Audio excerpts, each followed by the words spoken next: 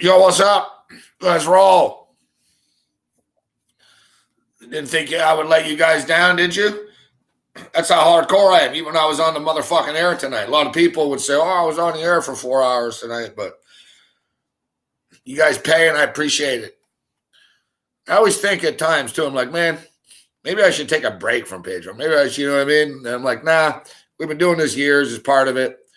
We've got the original 44 down to 42, I guess now. And plus Bruce Chad, who was stolen from us, and the others who fell through the cracks. I don't know what it is with the Patreon. Patreon's pretty good, but it does. People have a little angle where they can fucking sign up and bail and get in and out and shit like that. There's like little angles for that shit. But nevertheless, it's all good. It's good to hang out with you guys. Say, look, the bars are closed anywhere's here right now. Oh, we have an echo going, Jazz says. I don't know why. We shouldn't.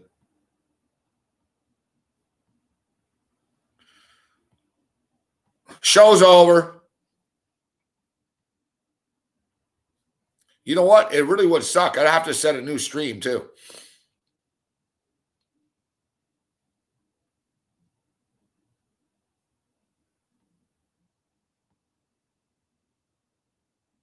All right, even when I was on the motherfucking air tonight. Look, nah, we've been doing this years as part of it. Does, but nevertheless, there's no echo.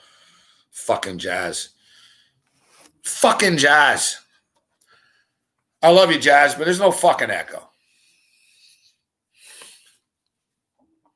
Exactly, DDG. Jazz should have waited a moment and realized whether it was his echo or not. I just listened back on YouTube. There's no echo. Yeah, I'm sorry it doesn't sound like a Rush concert.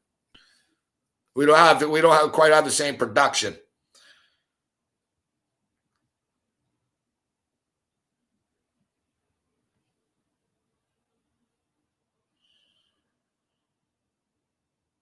I just tweeted out, how hardcore are a Bills fan? You must have been arrested at a Bills game. Pete says I was kicked out of the Jets-Bills.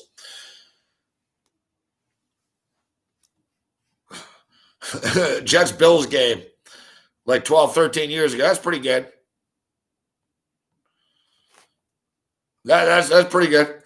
Hey, listen, it's like getting arrested at a fucking football game should be something you're proud of. You know what I'm saying? I'm not saying it is. I was just saying it is true. Like, there's different levels of fandom. There's different levels of fandom in this world. And I love the fucking Buffalo Bills. All right. And so much so that I couldn't even do the show right after. I was fucking crying. Not full out like bawling, but I'm still kind of like rattled.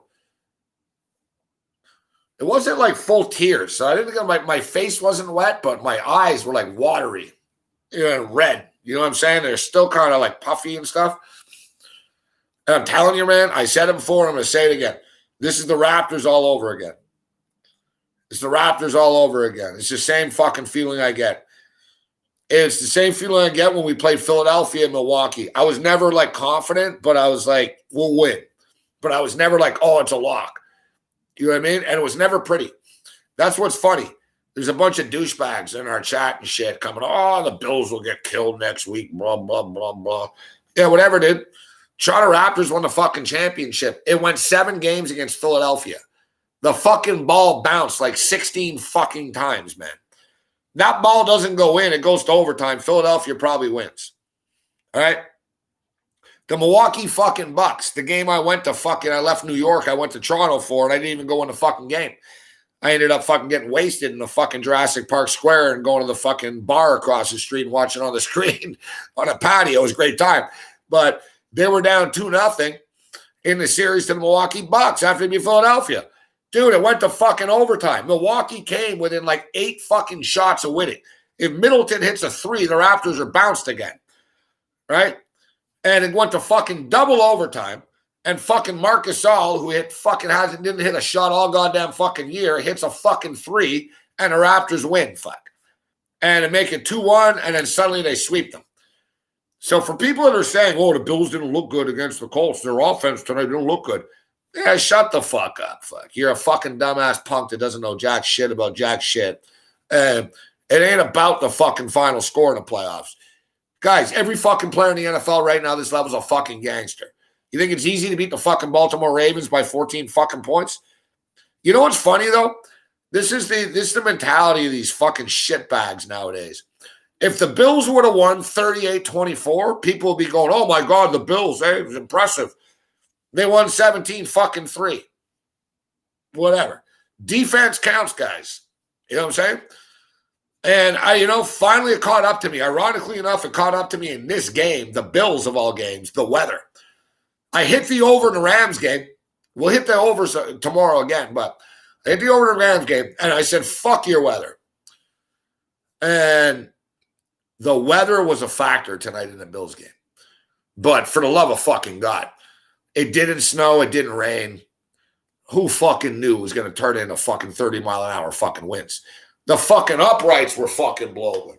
The uprights were more wobbly than I am after 6 bottles of wine. Fuck, I can drink a lot of wine. Trust me. Like the fucking the uprights were blowing, man. Like fucking, that's when I knew we were fucked. We were on the air. I was like, when Tucker missed the kick, I said to Kevin, I said, bro, and I watch everything. These kids don't see this shit. But I saw the fucking upright, not he was kicking into, but I saw the one behind him. Right? So Tucker was kicking, and the upright in the close side was literally about to tip over. Fuck. And I was like, holy fuck, it really is windy. Fuck. I was like, damn, I finally got burnt by my weather take. My weather takes have been great, but I finally got burnt by my weather take. It was like the fucking wind. Right? And don't tell me, yeah, you think Justin Tucker's missing fucking field goals? Come on, guys. Tyler Bass might be a kid. That kid's a good kicker. The fucking wind was a terror, guys. Listen, I've been to Western New York, all right? I live in fucking Montreal. I lived in Toronto. Toronto and Buffalo are I could piss fucking from Toronto to Buffalo. I got arrested for doing it.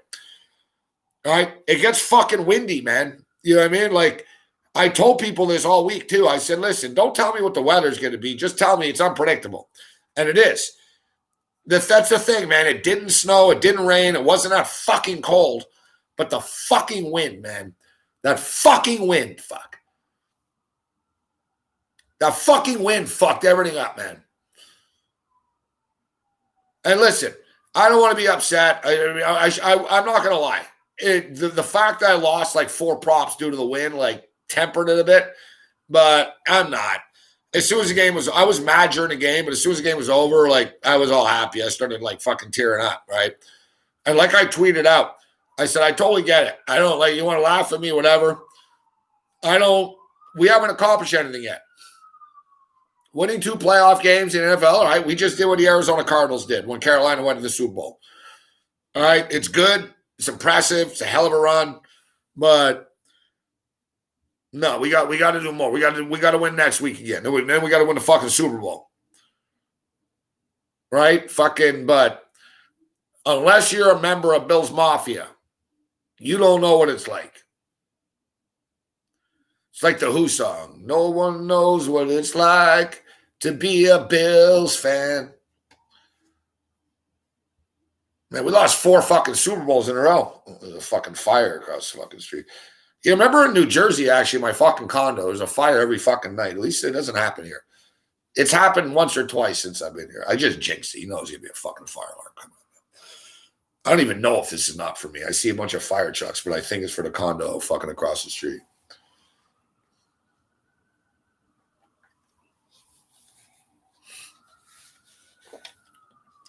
Vancouver is a very mellow town, laid-back town that has sirens 24 hours a fucking day, man. Dude, I lived in New Jersey, New York, right on the waterfront in New York, New Jersey, too. Like, during COVID, it was, like, haunting. It was sad and shit. But listen, I own my door. I don't know if you even hear that, but, like, it's constant. And it's like constant COVID here. Like, COVID's not even that bad in BC, but I don't watch the local news, all right? I don't have cable. I don't even know what the local news is. I couldn't name you the local anchorman if you paid me $1 million right now. Literally. Holy fuck. I don't know if it's because of COVID, but these fire guys all have hazmat suits on and shit. Fucking, but I'll tell you what, it's constant, the sirens here, man. It's constant. Fuck. Like 24 hours a day, man. Like, we just started a few minutes ago. Those were the first two. So I'll keep count. I've noticed two. There was an ambulance and there was a fire truck. I'll open my door. I'm going to smoke a spliff and say, "Hello, my door." Like, watch. Let's go over under 5 minutes. And what it is, it's like people fucking ODing on the streets and shit. I didn't realize how bad it is. Fucking, I'm in a nice neighborhood, right? There's no junkies in my neighborhood. Fucking, there is, well, that's not true. There is and there isn't. A couple of blocks away there is, but like, I'm in a more upscale neighborhood in Vancouver. I'm probably in like the second, in downtown. Cole Harbor is probably a little bit more upscale than Yaletown. And I know there's richer parts like in Vancouver, etc. But I'm just stating. But in this city, like I walked 3 blocks to my brother's house, right around his place, dude. There's fucking people like ODing on the sidewalk and left and right and shit. That park in front of the train station, fucking. I saw on the fucking thing. I saw like in my condo on the fucking screen of my elevator is like a news flash, and it popped up. It said 5 people died from fentanyl yesterday or whatever, like early in the week. And I saw another thing on like in the paper or whatever when I was in the store. Same shit. 7 people died yesterday of fentanyl and heroin, whatever. Like, I don't know. There's many cities in the world that more people like are dying of drugs in this place. I see them too. Like when I go up to Granville, man, there's a fucking, I feel bad for them, but what are you going to do? Like, I actually walk past them sometimes and I wonder, is this guy alive or dead? I don't know. And the cops don't care. I know for a fact because I see these dudes. There's a bunch of dudes outside of, not the 7-Eleven across the street from me. There's one on Granville up the street, not Granville, Robson up the street. And dude, like you literally couldn't tell if they were alive or dead. There was like 4 of them. Fuck. There was a fucking chick that was like face first on the sidewalk. There was a fucking dude outside of 7-Eleven had a fucking needle sticking out of his ankle and he was passed out. And there was 2 others that were like fucking same shit, starfish, like face first against the wall. And I walked by and I'm like, man, am I a bad person if I don't check if they're alive? Because I don't like that. I'm like, but here in Vancouver, you can't check them. You don't know. Like in Toronto, it's not like that. In Toronto, they're drunk. Like in Toronto, a homeless person died and they didn't have clothes and no one helped them. It's different. Here, though, I'm not a doctor. I can't fucking tell. Are you fucking just smacked out on smack? Are you fucking dying? Are you dead? I don't know.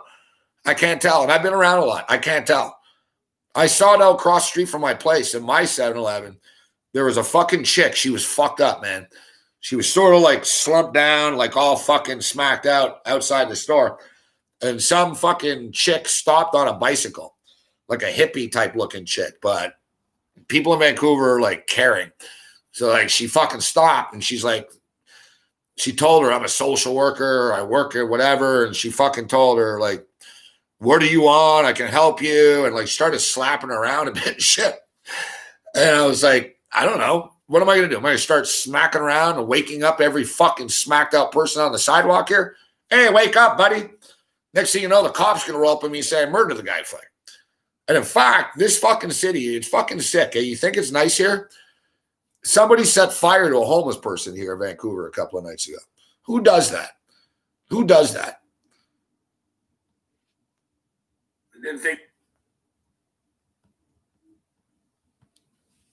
A homeless person was sleeping in downtown Vancouver the other night, and fucking somebody poured gasoline on their blanket and lit it on fire. Like who? Like Satan wouldn't even do that. Like Lucifer himself. Like that's too low for Lucifer. Lucifer fucking works like in implementing fucking Donald Trump into the fucking bloodstream, right? Like even the devil himself wouldn't set a homeless person on fire. Not even the devil himself. Like whoever does that, like you're worse than like a troll. Fuck, like you're depraved.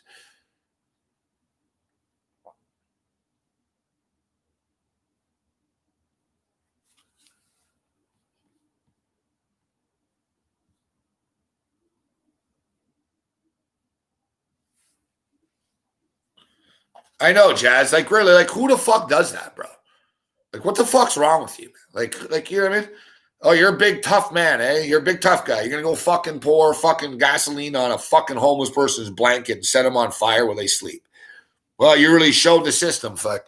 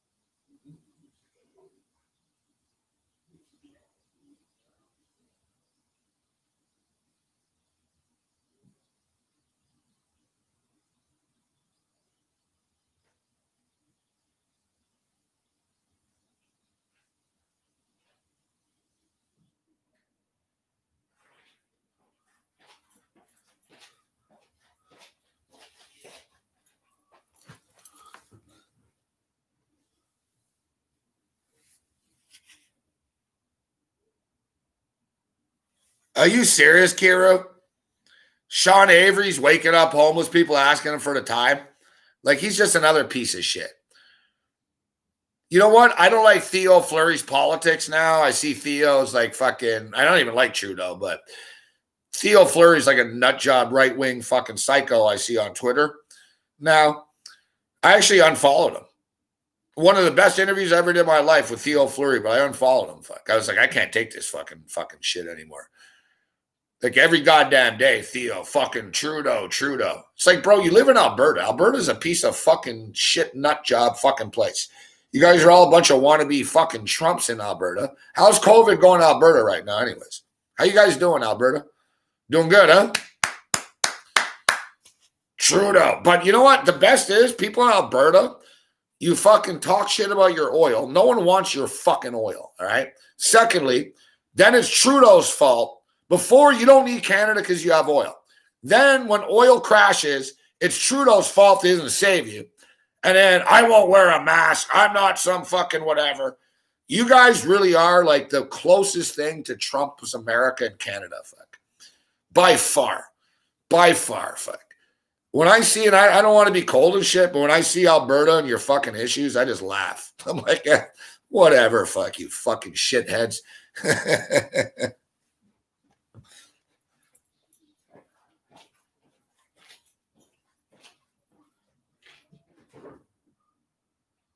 Fucking Alberta, you guys always bitch about fucking Quebec. You guys are bigger bitchers than fucking Quebec. Like I said before, remember Alberta, oh, we're going to separate, we have oil. Dude, you have no water. You're in the middle of fucking nowhere. You're a bunch of rednecks. And you know what I mean? Like, where are you going? What are you going to do? Like, Quebec would be better off than you. And even Quebec shuts the fuck up. Like, you know what I mean? You bitch more than Quebecers. And I'm a Quebecer. And I admit we bitch. Every goddamn day on Twitter, it's all Alberta. Oh, Trudeau, the world. Oh, I wish I was in America. I wish Trump was our president. Oh, yeah, good job, fuck.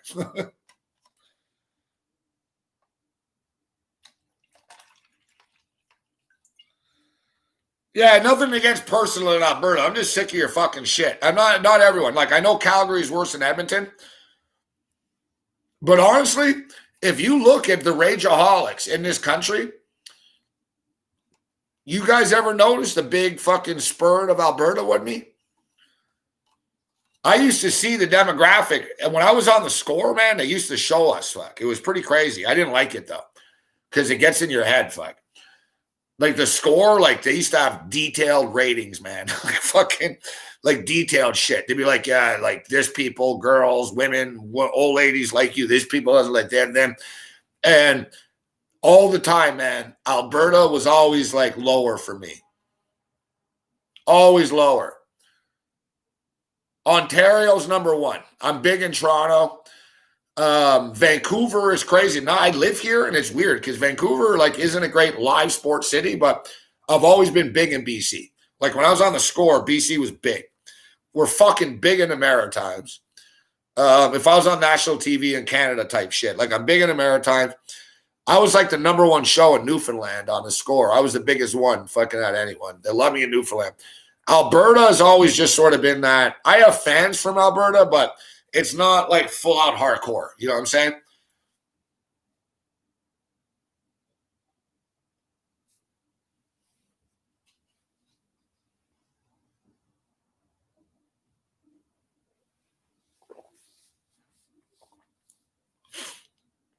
Are you kidding me, JS?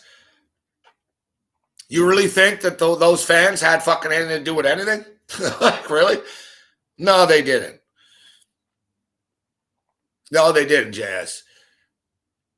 We appreciate your patronage, but no, they didn't.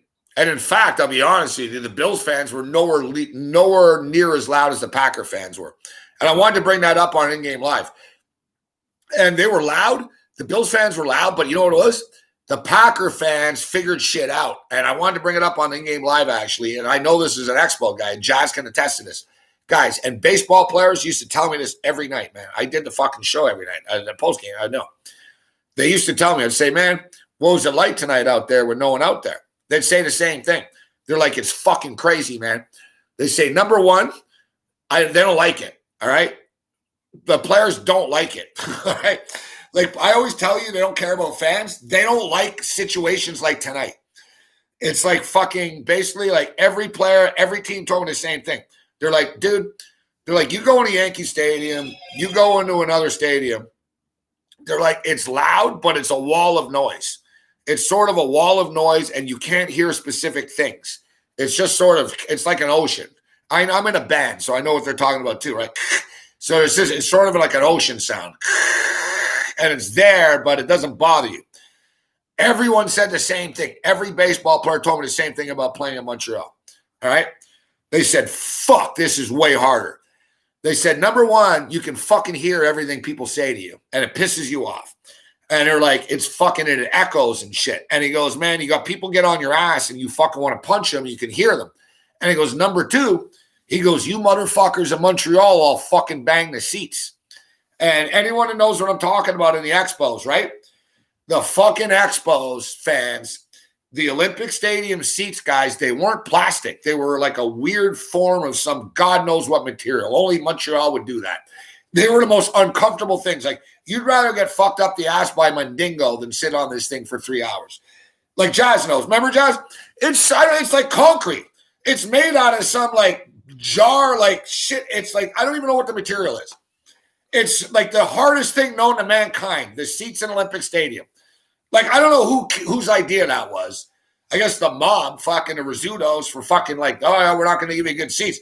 Dude, you're sitting, it's worse than concrete. Like honestly, like I've been in prison cells where the benches are more comfortable than this.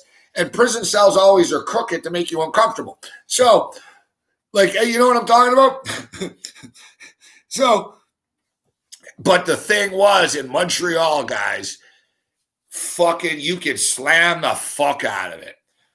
Bang, bang, bang, bang. And then two of them, da-doom, da-doom, da-doom, da-doom, da-doom. And you get 4,000 or 5,000 people in Olympic Stadium that are drunk, and Montrealers are nuts. Da-doom, da-doom, da-doom. And it creates this fucking, it was loud as fuck. And it's louder than fans. It's like going to a concert. All right. An average concert's about 100 decibels. So you go to a concert, it's 100 decibels, but it's pleasant, right? Fucking Madonna's dun, dun, dun, like the very first time. Or you go to Metallica and it's 105 decibels. Master of Puppets. It's all cool. Whatever, dude. You're in the Olympic Stadium. It's fucking 97 decibels of fucking drunk French dudes fucking allez, Carlos. Da-dang, da-dang, da-dang, da-dang. It's annoying. It's annoying, right? And I noticed this tonight in the Packer game. The Bills fans didn't do it.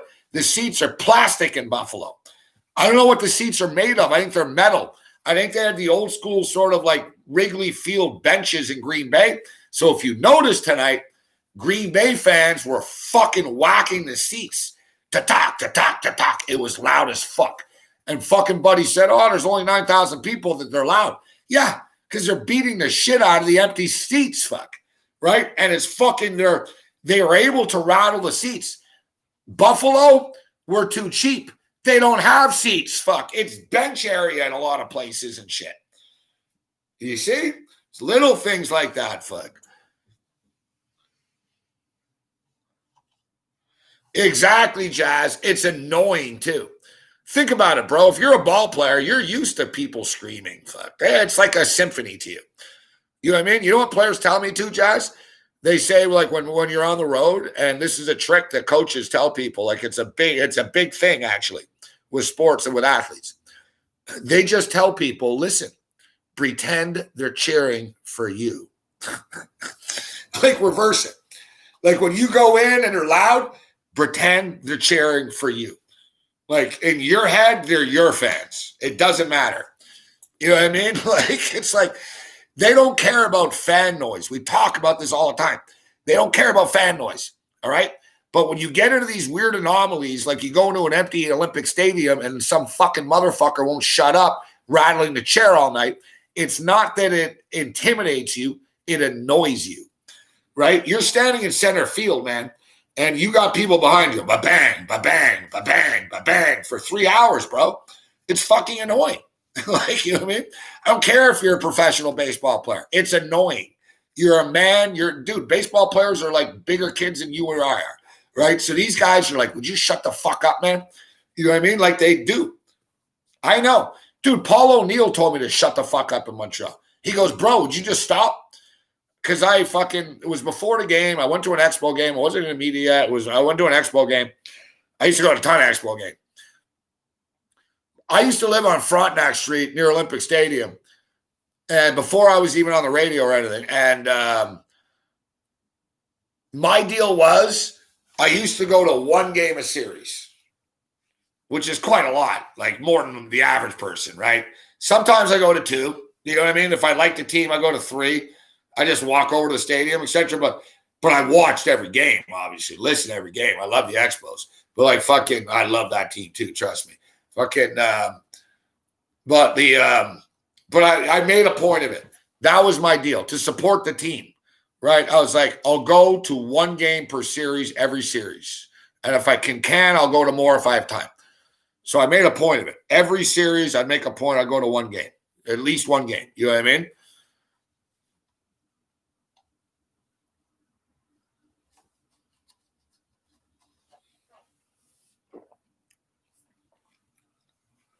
Like imagine being in a club or an arena. Imagine you're a comedian and you're in an arena and it's just a wall of noise and everyone's booing you.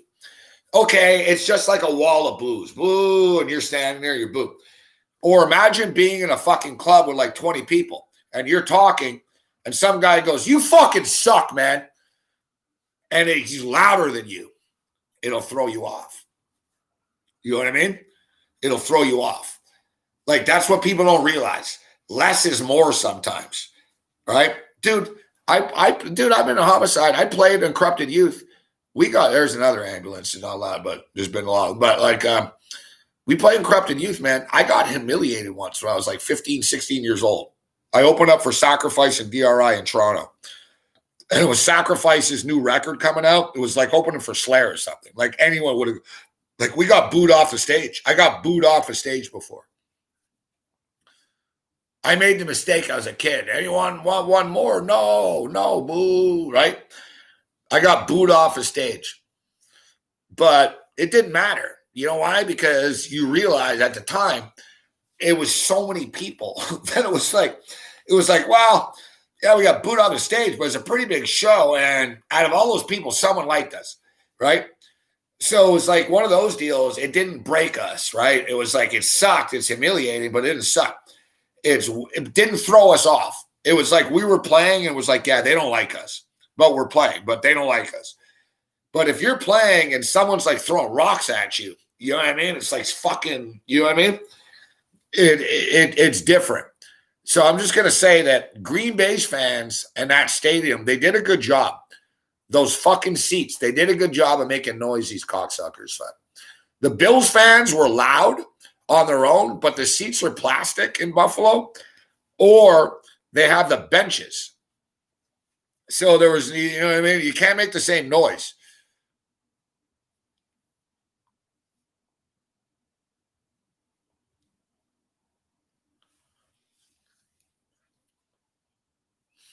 Oh, our weather takes were great. Besides the Buffalo wind. Whatever. I lost the Buffalo wind. I don't want to be a dick about the Lou thing, but what was the temperature today? What was the lowest temperature in that Green Bay game today?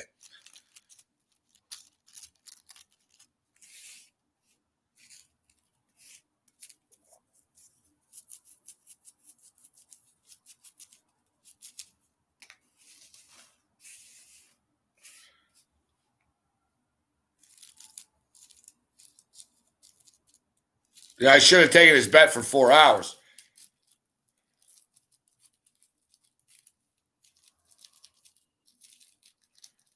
And I want to be a dick, but Lou also started yelling at me about how the Bills won't be able to stop the run, if you remember. And we'll lose.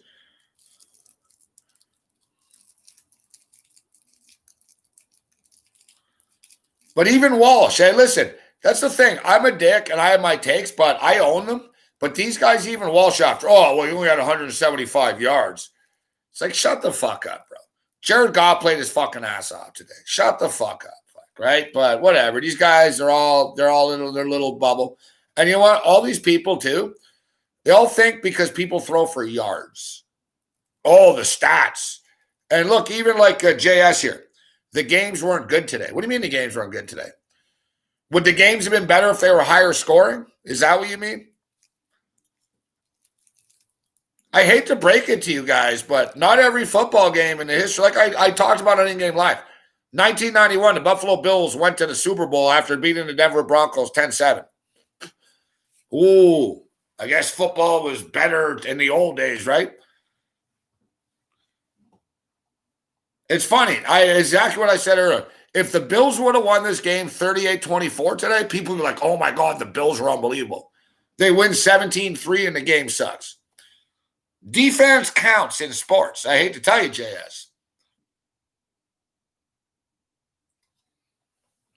And another thing is, when you're playing to win a fucking Super Bowl, they don't give a shit about our entertainment factor. It's like a UFC fight. It's a classic example of UFC fighter. I don't give a shit about entertaining you, fuck. I'm trying to win the fight. And you know what? The guys that try to entertain, I don't see any fucking belts around their waist. Like, you know what I mean? Every fighter's ever told me that too. Like there was a championship. It's like, yeah, whatever, dude. Yeah, you want to entertain or you want to win? Pretty simple.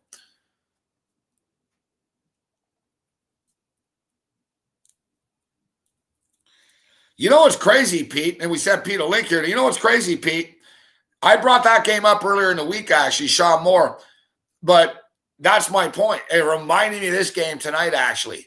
Backup quarterback Denver wasn't fucking pretty, wasn't easy. But, and like I said tonight, does anybody fucking bring it? You think let me ask you something, JS. Do you think Tom Brady gives a shit that he won the fucking Super Bowl 13-3 against the Rams? Oh, it wasn't a fun game and it wasn't 33-30. Or do you fucking think he just looks at it like another fucking trophy and ring? I bet you Tom Brady doesn't remember the fucking score of that game. He'd be like, I don't know, that was the other Super Bowl I won. Like, whether you win in a fucking, like, it's not entertainment, bro. This is sports. You know what I'm saying? It's sports. Like, you get in the playoffs, this shit's sports. I'm a diehard Bills fan. I guarantee you. There ain't one person on the Bills. There ain't one coach on the Bills. There's not one Bills fan right now that are thinking, oh, well, we only scored 17 points and we only scored 27 last week. No, we're thinking we're fucking one win away from the Super Bowl. We're 60 minutes away from the Super Bowl. And whatever is up next, and I'll tell you what, I'm not even sure it's going to be Kansas City. We'll fucking find out who the fuck it is. Everybody knows everything, fuck. Same shit. I loved it too, Lou. Oh, no, the Rams will run the ball a million times. I said, yeah, watch Goff will fucking open up. I even said on the show, I said, watch Goff first play of the game. I guarantee he'll throw the ball. Bing! First play of the fucking game today. Jared Goff throws the ball. Fuck.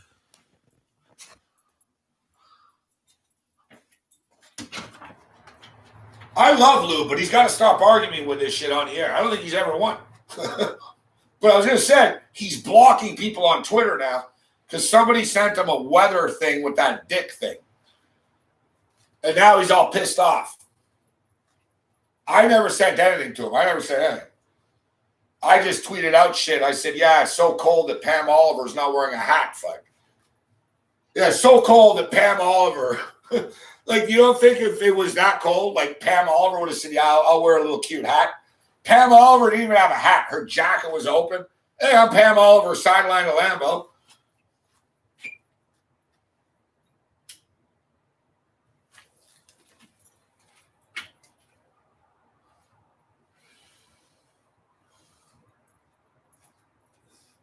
I would have won that bet. It never got 20 degrees.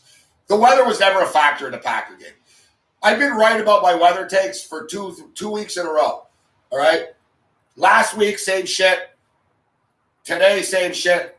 It caught up to me tonight. The fucking wind got out of hand, bro. Dude, it wasn't even projected to be like that. That wasn't 14-mile-an-hour fucking winds, man. That was like 30-mile-an-hour fucking winds. When Justin fucking Tucker is missing 41-yard field goals, you know it's windy.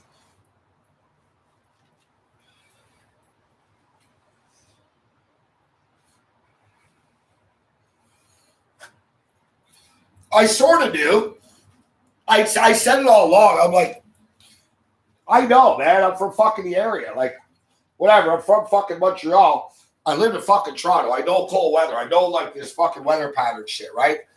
And I fucking said, I'm not promising you the weather's going to be great in Buffalo, but I said it's unpredictable and it changes, like, right? But for fuck's sakes, man, did that shit get windy? Fuck. It wasn't cold. It didn't snow. It didn't rain. Like I said, man, the fucking uprights were fucking shaking. That stadium's in the middle of nowhere, too, fuck. Pete knows, like, that stadium is in the middle of fucking nowhere, man. There's nothing around it. It's in like this, it's just in a parking lot, fuck. Like,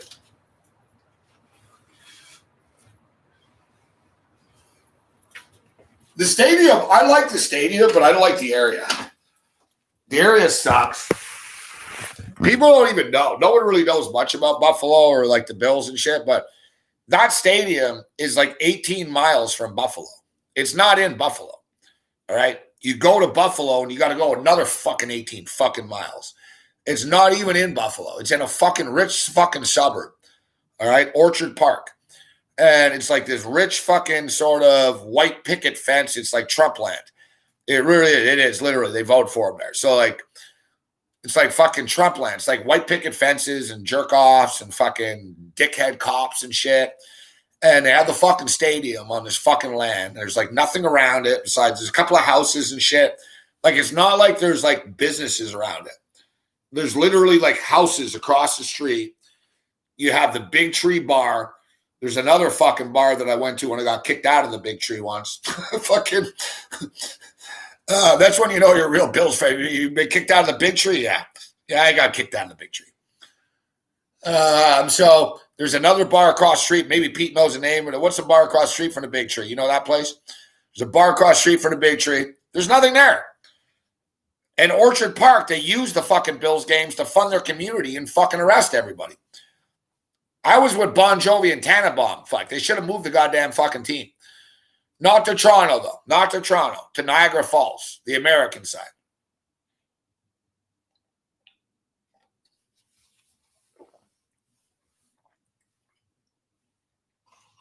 That was the problem. You see, Bon Jovi and Tannenbaum would have got the team, but they really were going to move to Toronto.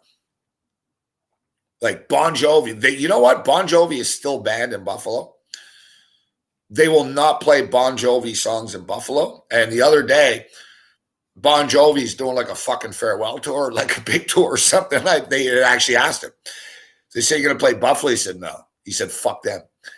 Like Bon Jovi and Buffalo are at war forever. Like Bon Jovi's a pretty, like Bon Jovi, like won't go back. Like it's one of those, like You know what I mean? So, and they like that cheese rock in Buffalo. Like the only Whitesnake show with Steve Vai on fucking videos from Buffalo. I love it. I watch it every time I get drunk. I didn't watch it tonight. I started to, but I didn't because it gets in my head and it bothers me. But that's another reason. But like fucking, but I'm telling you, like, so Bon Jovi and Tannenbaum, the guy that owns the Raptors and part of the Leafs and shit. He's a good sports owner, Tannenbaum. So he's a rich guy, good guy. So Tannenbaum, I say he's a good guy because he owned a network I was on. I forget which one. Fuck. Game TV. Fuck. Tannenbaum owned Game TV. Fuck. Say what you will, man, but Game TV employed me for a couple of years, man. I forgot about them at times. Game TV, I didn't include them in my resume the other night. But I was shouting out all the companies. Game TV, fuck. Tannenbaum. Tannenbaum owns a lot of shit in sports that people don't know about. Like he's got shit in Colorado and shit. Like, anyways, you know, Tannenbaum wants to win, right? So Tannenbaum's a rich guy who wants to win. And he hooked up with Bon Jovi. But the thing is, they really were going to move the team to Toronto. Like, they were lying to people in Buffalo. They really did. They were like, no, we'll move to Niagara Falls. But they were lying. Like, they really were going to move to Toronto. And fuck that. The Bills aren't Toronto. Fuck. I know there's a lot of Bills fans in Toronto, but we're not Toronto. And I love Toronto. Fuck. I love the city of Toronto. But we're not Toronto. Like, you know, the Bills aren't Toronto. So, but the thing is, then they fucking said, all right, listen. No. We're not moving to Toronto. It was basically like the Niagara Falls Canadian side. Like, Bon Jovi has this fucking banner raised at the ACC in Toronto, guys. No shit. Like, it's the Raptors banner, the Leafs from fucking a million years ago banners, and Bon Jovi. Like, Bon Jovi has sold more tickets at the Air Canada Centre than any other artist.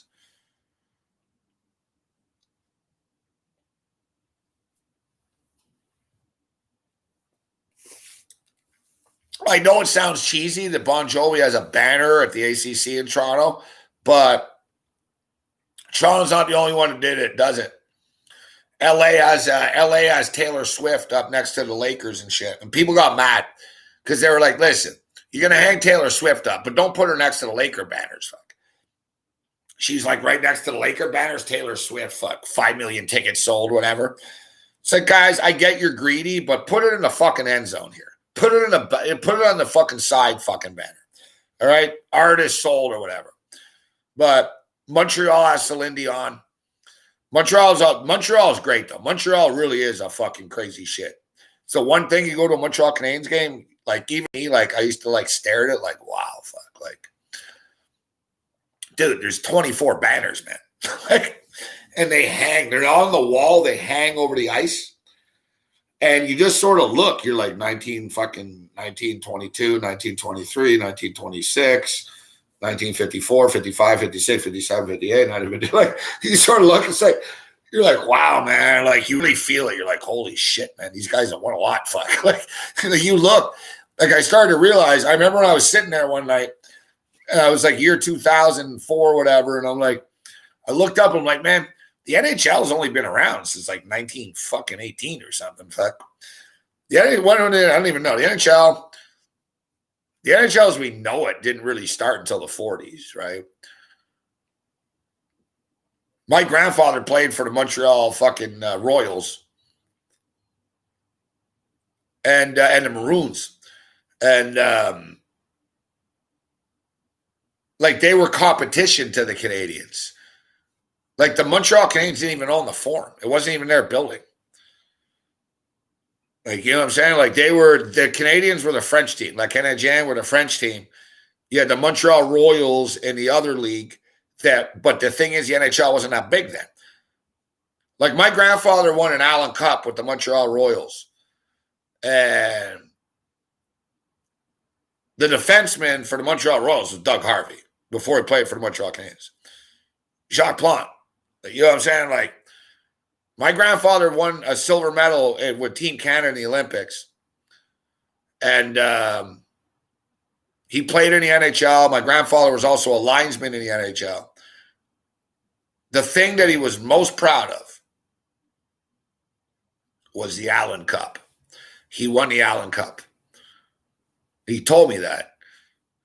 And he said, he goes, you know, the Allen Cup used to be bigger than the Stanley Cup. He said the Stanley Cup was like not like, you know, it wasn't all that in those days.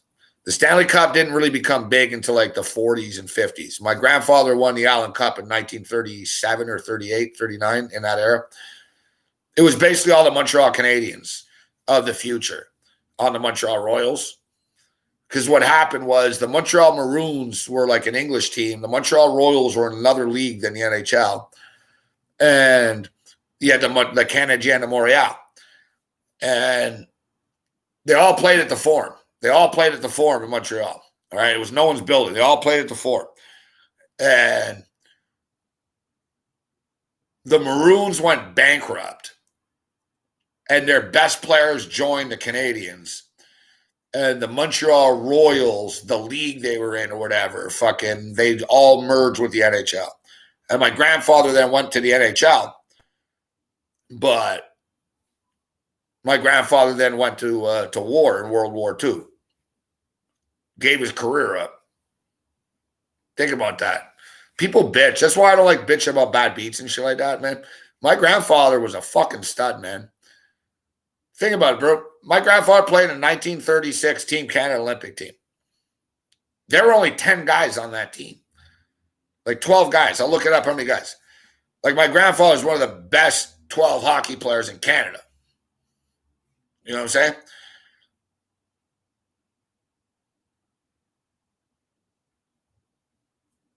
You know what's funny, though? My grandfather, he told me, it was in a newspaper. They did a feature on him in the Montreal newspaper. It was his birthday or something. I don't know. It was the anniversary or something. But he was in the media a lot. So it was in the media. So, and it said in the newspaper,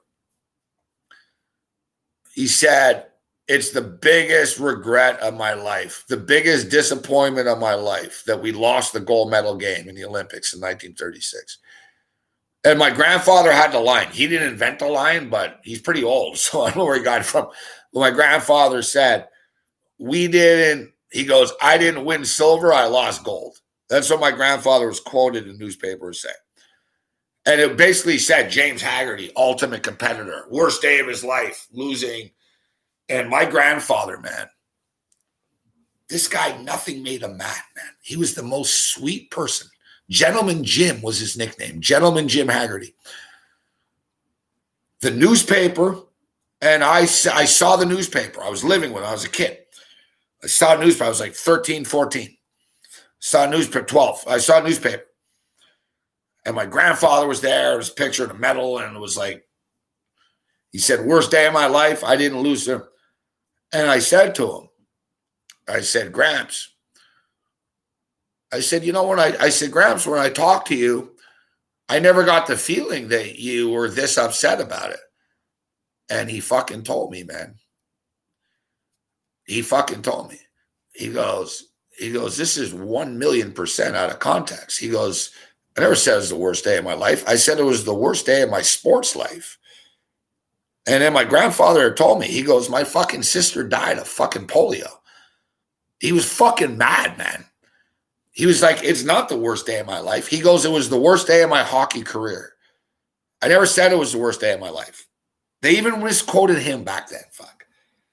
My grandfather fucking like started crying at dinner time and fucking telling the family. He goes, I never said it was the worst day of my life. He goes, the worst day of my life. We have family tragedies, man. He goes, that's not the, and he said, he goes, I did say I didn't win silver. I lost gold. But he goes, I never said it was the worst day of my life. He said, I said it was the worst day of my sports life. My grandfather's really mad about that. Fuck. Like he fucking started crying and apologized to the family and shit. So the media is full of shit. Fuck.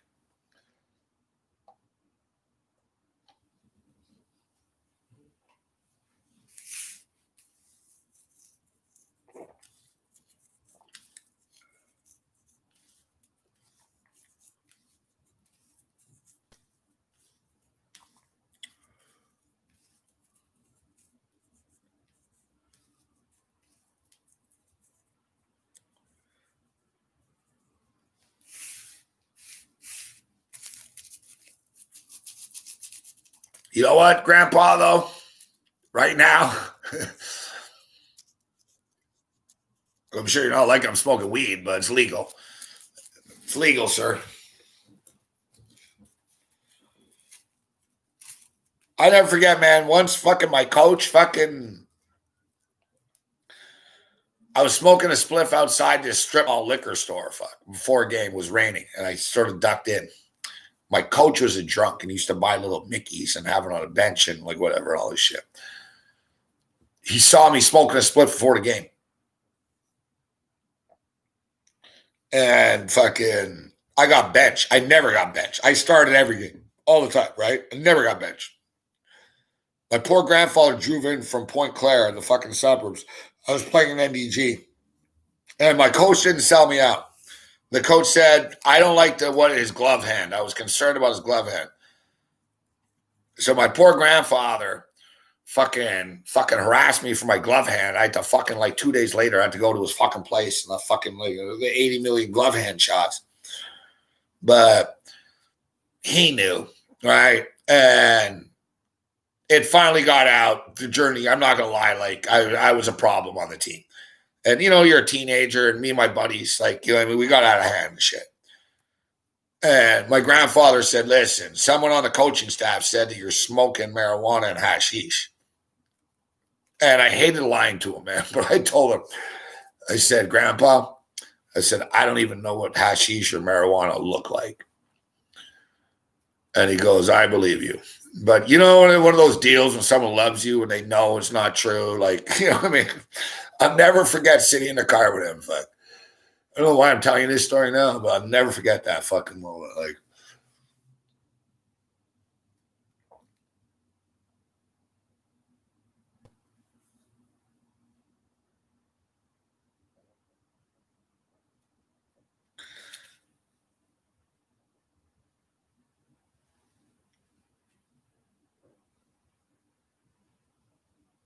Yeah, Kiro, I don't know if you're looking it up or you know hockey history, Kiro, but it's exactly right. And another thing is,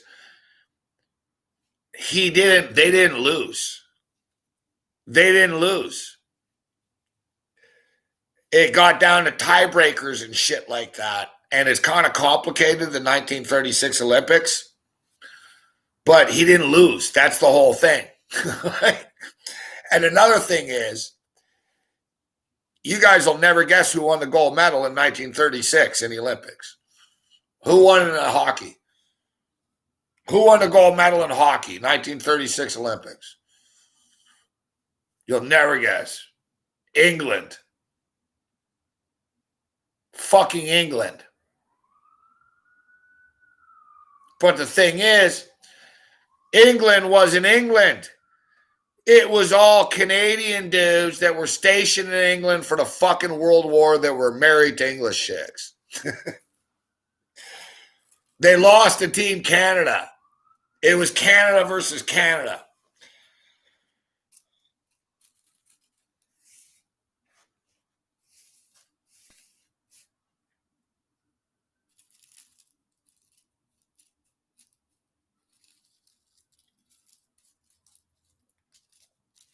That's why, my grandfather told me the whole shit, bro.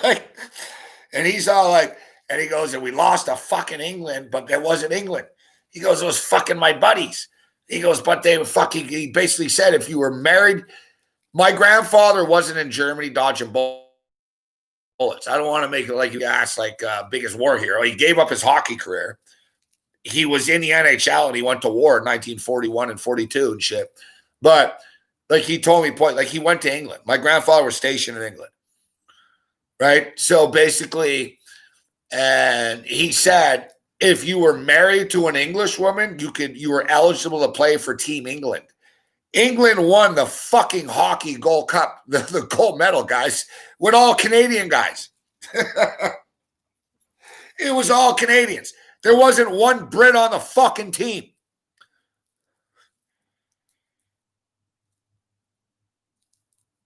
But since Canada's part of the Commonwealth, if you were married to a fucking British chick, and a lot of the troops were marrying British chicks, it was common. You know what I'm saying? Like, why wouldn't you? You know what I mean? I would. If I was there, be like, yeah, she's a hot British chick, I'm here. You know what I mean? Like,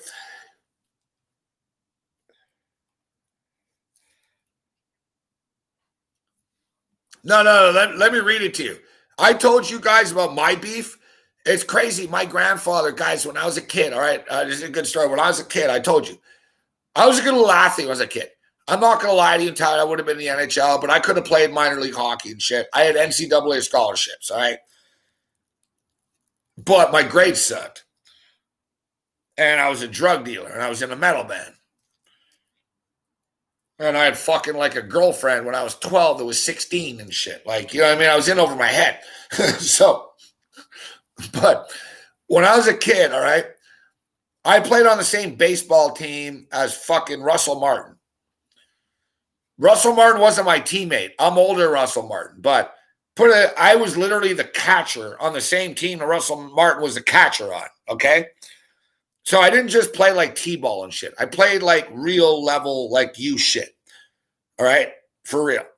So I'm the catcher on the same fucking team Russell Martin's a fucking catcher on, but I was fucking the catcher 10 years, 12 years before it, 14 year, whatever, when I was a kid. So like good baseball program. So we won our fucking city fucking league and shit. You know what I mean? You know, your league, your region. So we won our league. But then we moved on to like the fucking provincial shit, the Quebec fucking shit. Like every winner of every league from the fucking province and shit. We went 5-0 through that. 5-0. 5-0. Gets to Sunday. You guys don't know, bro, like what this meant to me, man, when I was a kid. Like I fucking, dude, my grandfather was a hockey player, and I don't want to get too personal, but whatever. It's my fucking show, so I'll do what I want. But you got to understand, my grandfather played in the NHL. He played at Team Canada. He was a linesman. He was a great athlete. My uncle got drafted by the Expos. I have another uncle that could have played NHL hockey that is 6'3", 230 pounds, but is too nice of a guy. Okay? Those were his kids. One of my grandfather's kids was a great athlete, but a nut job. The uncle that hates my guts now, and I don't talk to him because we're both the same. So this guy got drafted, could have played professional baseball. 1968, 9, he got drafted by the Expos, same shit, you know what I mean? He got into a bar fight, and he smashed someone over the face with a fucking beer mug, shattered all the tendons in his hands. He became a wannabe jerk-off fucking sports dad. All my parents were in jail when I was a kid. All right? Both my father was a heroin dealer, and my mother was like a petty thief, like whatever. So as a child, you know what I mean? They both were in jail. I ended up living with my grandparents, but my grandfather was straight. That's why there's the balance of my life. I'm into sports, but in metal and rock, because my fucking father was a rocker who was a drug dealer and in bands and shit. My mother was like a hustler hippie chick that went to Woodstock, but my grandfather is a military man that played for the Montreal Canadiens in the fucking 30s and 40s. And my grandmother is a fucking sweet of the earth fucking wasp lady that fucking worked at Eaton's for fucking 37 fucking years, man. So my parents were fuck-ups. And I ended up living with my grandparents. That's why I got into sports so much, man. It's all my grandparents, man. It's all watching games, fucking hockey, and like all this shit. But my uncle's the biggest asshole in the fucking world. Great athlete. I have another uncle. This guy could have been a fucking big star in the NHL defenseman. Too nice. He didn't like hurting people. He didn't like sports. He became an engineer. He went to McGill University, became an engineer. He's actually the fucking, I never bring this guy up, fuck. But I love him. My Uncle Steve, fuck. He hated me when I was a kid, though. He was jealous. Fuck. But my uncle is the head engineer and vice president of fucking operations for Barrick's Gold. My uncle right now is in Chile and has 3 security guards around him. Makes millions of dollars a year. Doesn't talk to me, though. He hasn't talked to me in fucking 10 years.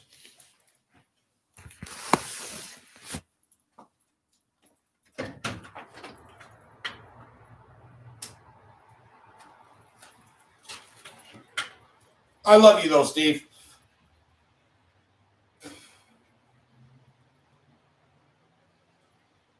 A lot of people in my family will die, and I'll be more upset about losing a prop.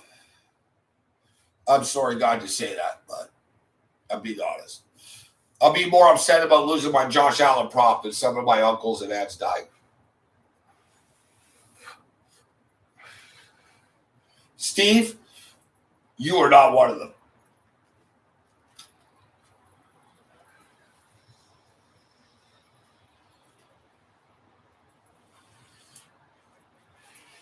I shouldn't say these things out loud, actually. It's a little mean, eh?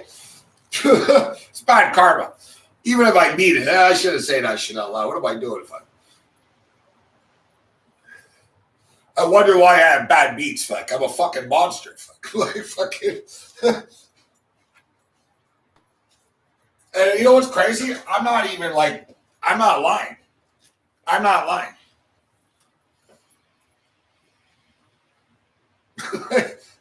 I guess I'm honest. But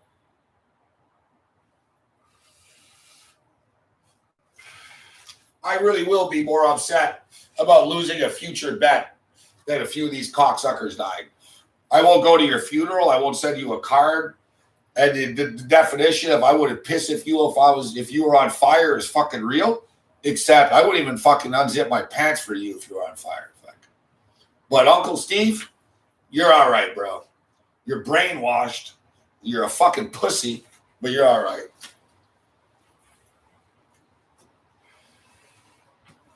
See? This is what happens when I get drunk.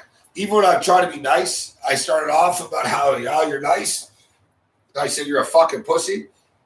I nearly got into a fist fight with this uncle, man. He stopped the truck in the middle of the highway, and we got out. The thing is, you got to understand, he would have beat the living shit out of me, man.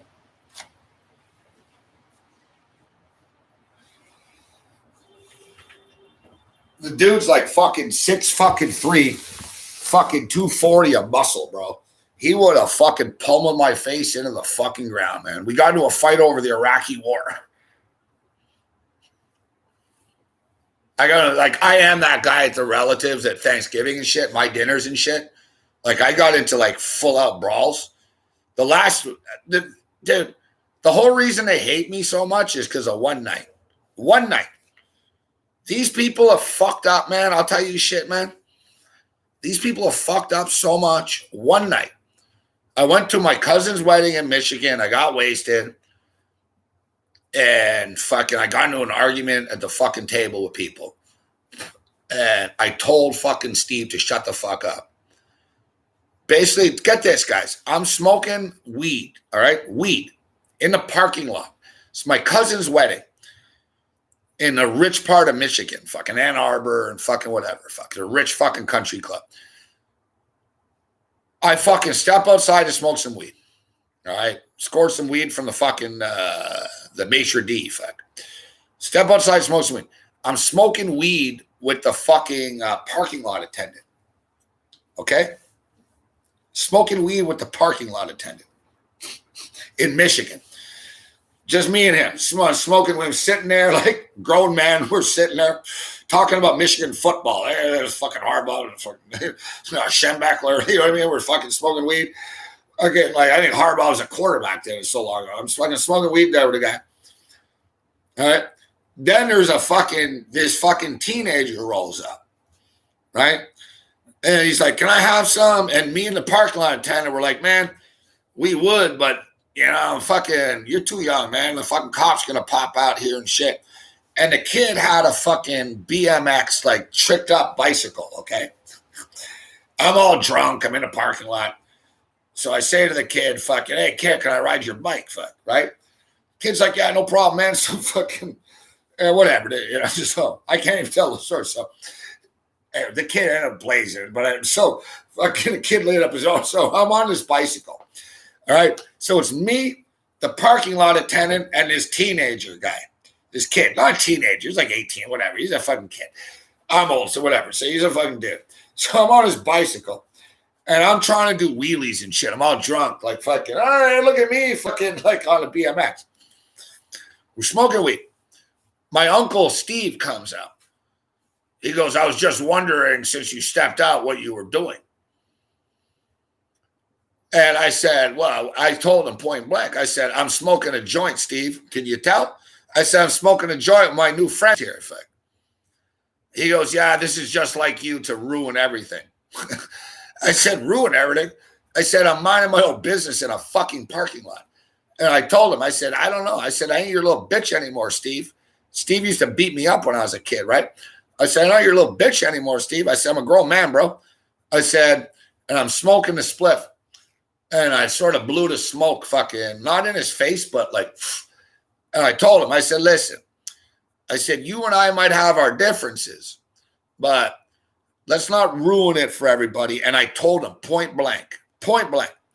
I said, whatever you do, I said, do not fuck around with grandma. I was smoking. And I said, don't fuck around, Steve. And I said, whatever you do, I said, don't fuck around with Carol. All right, my grandmother, Carol Brown. Fuck. Her brother's name was Charlie Brown. Can't make it up. My grandmother was born on Christmas. What an angel. I said, whatever you do, I said, don't fucking fuck around with grandma, all right? I'm smoking. Lo and behold, man, goes in, tells them that I'm smoking crack. Word no lie. That's what they think of me. He said, I'm sorry, but I was outside and Gabriel smoking crack in the parking lot with the parking lot attendant. And get this. And he told my grandmother that I forcefully stole a kid's bicycle. And he suspects that I'm really here to do drug deals in the parking lot. Then my family sent me a letter telling me that the best man was an FBI agent, and I'm lucky I wasn't arrested for doing my cocaine deal. No lie. You can't make this shit up. Like, no, I'm not even making this up. I'm reading this. I'm like looking. So I'm thinking, I'm like, so I came from Toronto, Ontario with my girlfriend, Nishan, at the time. Fucking took 8 hours of sweat, blood, and tears to get to the church for your wedding. Crossed the border. And it was really all a front for me to smuggle cocaine into the United States and steal a child's bicycle. That's what my family thinks of me. Really. So you know what?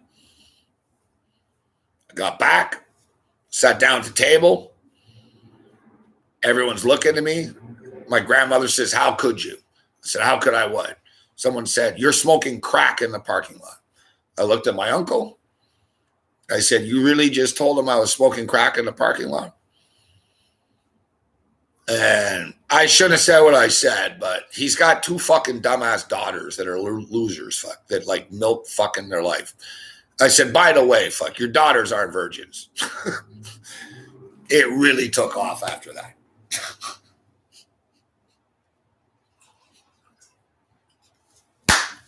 I'm being honest with you. That's what I said. I said, by the way, Steve. I said, I wasn't smoking crack, but you know what is true? I said, your two girls aren't virgins. His daughters were sitting at the table. My uncle's very religious. He's a Mormon, right? Converted from the NHL guy. I could go on all night with my family, right? So he fucking looks at me, goes, what did you just say? I said, you fucking heard me. I said, you fucking heard me. I said, you want me to repeat it? And then his wife, who's a big fat fucking cow, fucking got up and stood behind my grandmother, okay? So my grandmother's jaw drops. We're at a table in a wedding, all right? It's all dark. It's like a dance hall. There's music, but like we're at a table. So my grandmother's jaw drops when I just called her granddaughter. I just said, your granddaughter, like, that's her granddaughters too, my grandmother, right? I said, yeah, your fucking daughters aren't fucking virgins, bro. And my grandmother drops. So his wife, the daughter's mother, fucking gets up.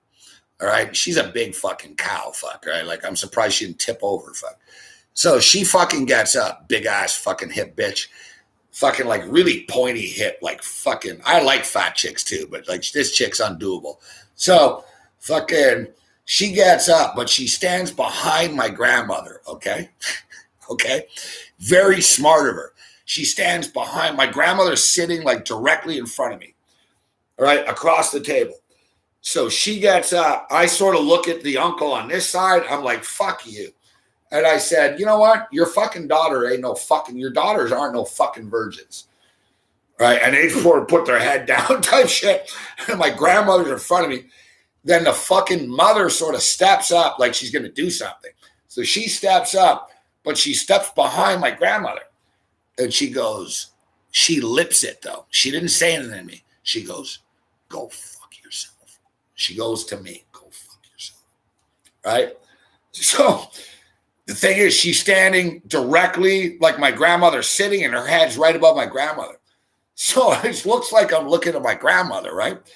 So I said, what? Right? What? Then everyone at the table thinks I'm mouthing off my grandmother. So I'm like, what? And she goes, go fuck yourself. And then I fucking, this is the coup de grace.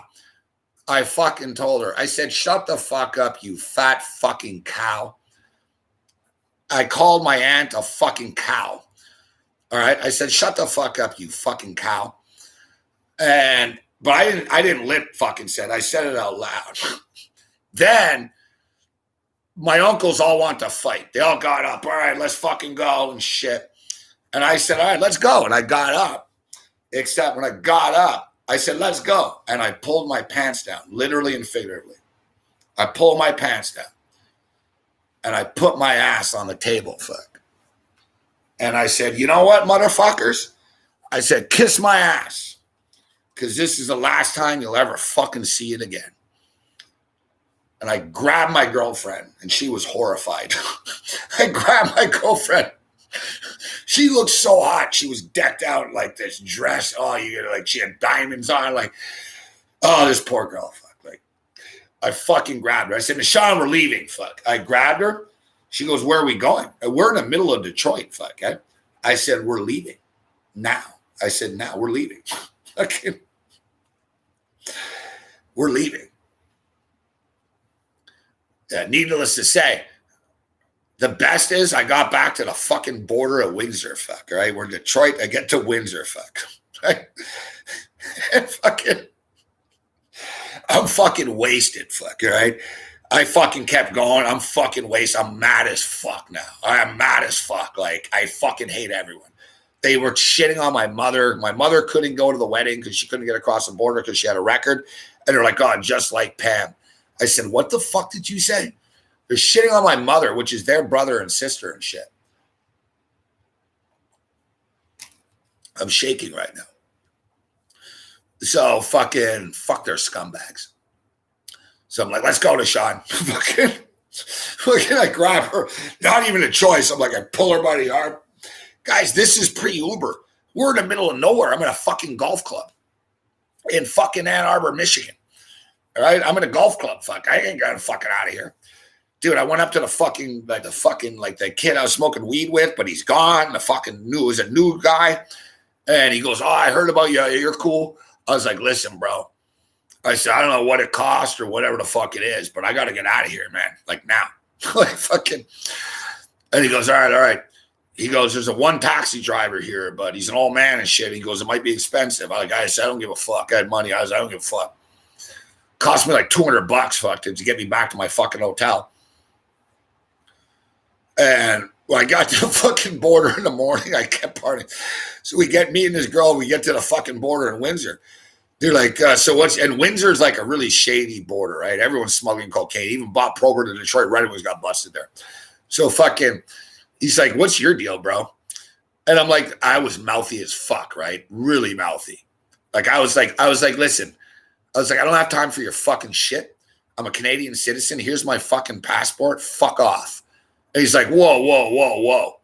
You want me to check? I said, I don't give a fuck what you fucking check. Because I pulled in a taxi. That was it. I took a taxi to the border. No one does that, right? Oh, suspicious. So I got out. I started mouthing off like a motherfucker, right? I was like, shut the fuck up. Here's my fucking passport. Fuck you. And fucking, I'm fucking drunk. And he goes, just for your language, I wouldn't let you in. But he goes, I know who you are. He goes, I'm a fan of your show, but at least I was. Hits my passport. I get into the country. I'm like, yeah, whatever. I was an asshole. I was like, I have a lot of fucking fans. Fuck. I was like, yeah, well, I have a lot of fucking fans. I fucking get it. And then the worst is, I had to call a taxi again. And I had to sit there with the guy. I was like, yeah, sorry about that. I had to sit and call a taxi for the Canadian side now, right? So fuck, I'm sitting there. And then I think my girlfriend left me after all that too, when we got back. Because I think she, like 2 days later, I think she secretly left me. Like, she left me a million times, I don't remember, but I think she was like, oh, this guy's a psycho, right? I just went to a family wedding, and like, I moved my grandmother. I fucking got into a fist fight with my fucking uncle. Like, fucking. But you know what, Steve? I still love you. Jimmy, I don't give a shit what happens to you, bro. And I shouldn't say that. I don't want to be a dickhead. Bills haven't won the Super Bowl yet. But I don't want to be a dickhead, but I would feel bad for your son. I like your son. Your daughter's a fucking skank. Your wife is a fucking skank, fat ass bitch, and you're a fucking cocksucker. But I like your son.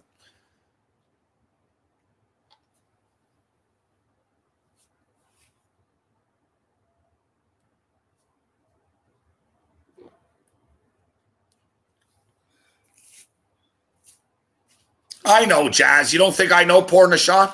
You don't think I know that? She was a beautiful little flower, fuck. You know what I mean? I'm fucking grabbing her buddy arm. Oh, and go. I'm like, yeah. Nashawn fucking married fucking Vince Neil, essentially, fuck. You think I'm happy about it? I'm aware.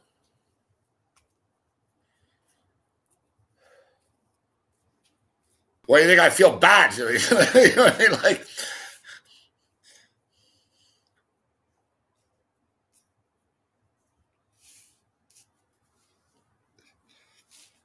my mom's side, Pete. My dad's side's all dead. My dad's side's not real. My name's not even Morency. My name's not even Morency.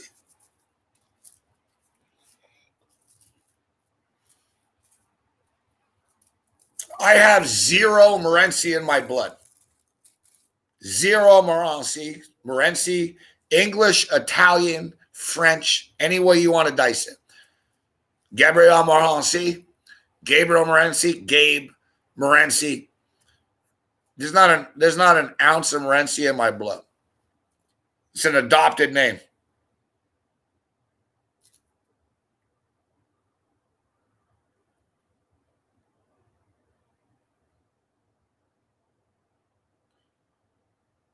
My father was left on a fucking doorstep, literally and figuratively.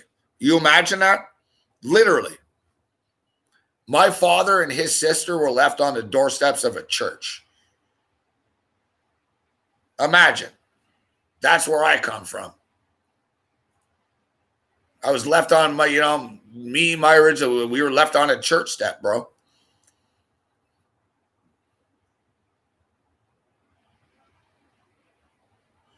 And then my father was adopted by someone named Morency, who was a business partner of Brian Mulrooney. He's a big motherfucker and asshole too, man. And I'm not just saying everyone's an asshole. Not everyone an asshole is my life. But I've had a fucking weird life, a hard life, guys. I'm not going to start crying and sharing like that, but I've had a hard life. Like, But people have had harder lives than me. But I've had I'm not going to say hard, whatever. I was never sexually abused.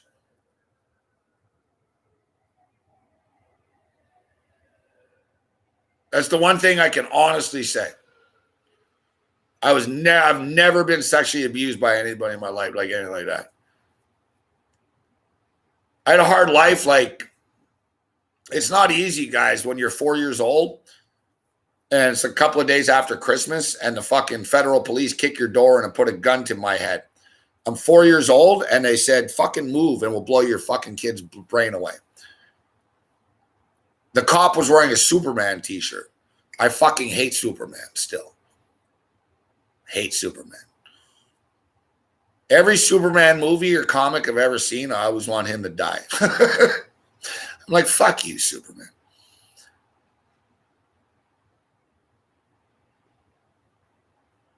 And then, word of no lie, I think I was about 5 years old when that happened to me. I was in NDG. The apartment door got kicked open. It was a raid.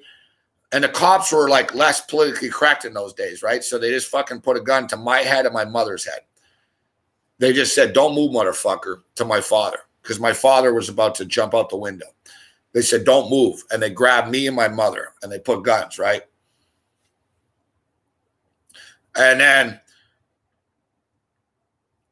then like about a year later, man, I'm living in the fucking suburbs, like little perfect cushy world. Living in the suburbs, I'm playing baseball. There was a little park right in front of my grandparents' house. It's a little park. And I'm living with my mother and my grandparents. I see a police car pull up in front of my house. I knew even as a 6-year-old, I was like 5-year-old, I'm like, oh yeah. And I see my mother come out in handcuffs. And I ran inside the house and shit. And then my grandparents told me, listen, your mother's going away for a little while. It's just us. I love you, man, my grandparents. You guys, like, you saved my life, man. Who knows where I would have been if it wasn't for you guys. Like, I would have ended up in like some foster home or I don't know.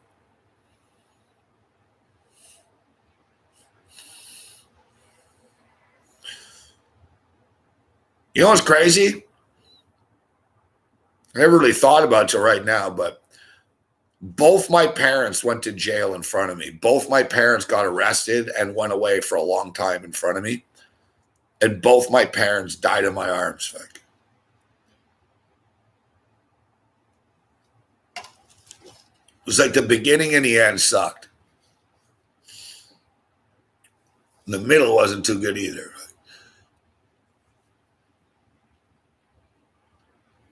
But I'm not going down a sad road, but it's all about the Buffalo Bills. But my fandom is all part of my grandparents and my mother, man. My mother got out of jail. She tried so hard, man. Like, fuck. And she became such a great person, too.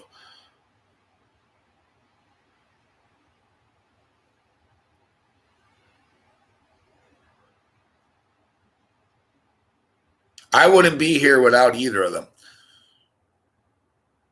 I'm not going to lie to you right now, honestly. I had a serious, like, hate for my parents for a long time, like, deep down inside. It's not shit you forgive easily, you know? I went to a baseball game with my mother, a Dodger Expo game. You guys have no idea shit I've been through, man. My mother was so wasted in like 1977, a Dodger Expo game. She fell face first from the upper deck of the Olympic Stadium, like all the way down. Like, I thought she was dead. I was 6 years old. I was there alone, with my mother. She was all pilled up. I went to the fucking hospital near Olympic Stadium. I watched as a 6-year-old her pumping her stomach. That's why I cried when the Dodgers won. I remember that shit, man. The 70s were a crazy time, man.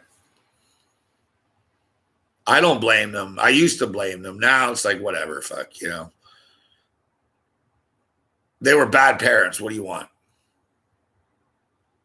You know, it is what it is.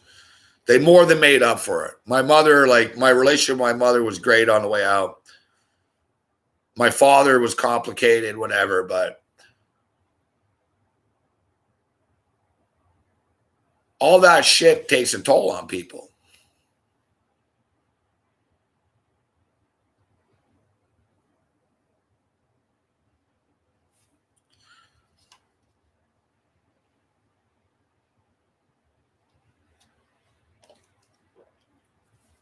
It's funny, my mother moved to Vancouver, and my mother used to love the Canadians so much. All my family loves the Canadians, except my grandfather, which is funny. That's why I have a hit miss with him. Like people will never understand my relationship with the Montreal Canadiens. My grandfather played for them. I went to every Montreal Canadiens game every Saturday night for about 7 or 8 years. Imagine that. How lucky was I? That's what I'm saying. I'm not like, oh, I was abused and shit. I wasn't. I had a good childhood. It was unorthodox. But I went to every Saturday night hockey game with my grandfather for like from 1976 to like 1981, 82, whatever.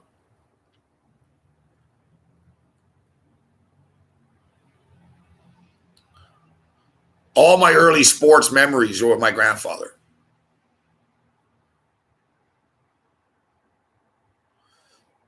That's why I'm talking about this now, because I think about the Buffalo Bills. And I'll never forget, I played hockey, and we had a hockey game. And even as a kid, I said, Gramps, we got to get back home because the Super Bowl. My grandfather never drove so fast. And you know what's crazy? It was the Denver Broncos and the Dallas Cowboys in the Super Bowl.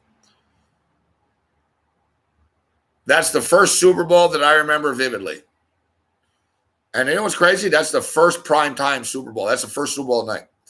1977, Orange Crush. Dallas killed them. But all these Bills memories that I have and shit of Joe Cribbs and Joe Ferguson and O.J. Simpson and the Electric Company, it all comes back to my grandpa and my grandma. Now, I'm just thinking about Point Claire, Montreal, and I'm getting emotional. Fuck.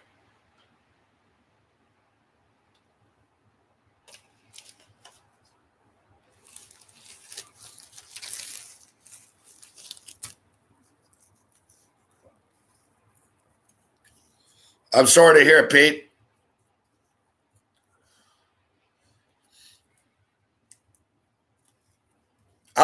Dude, you know, man, I lost everyone in my life. Nothing hit me like my grandfather, bro.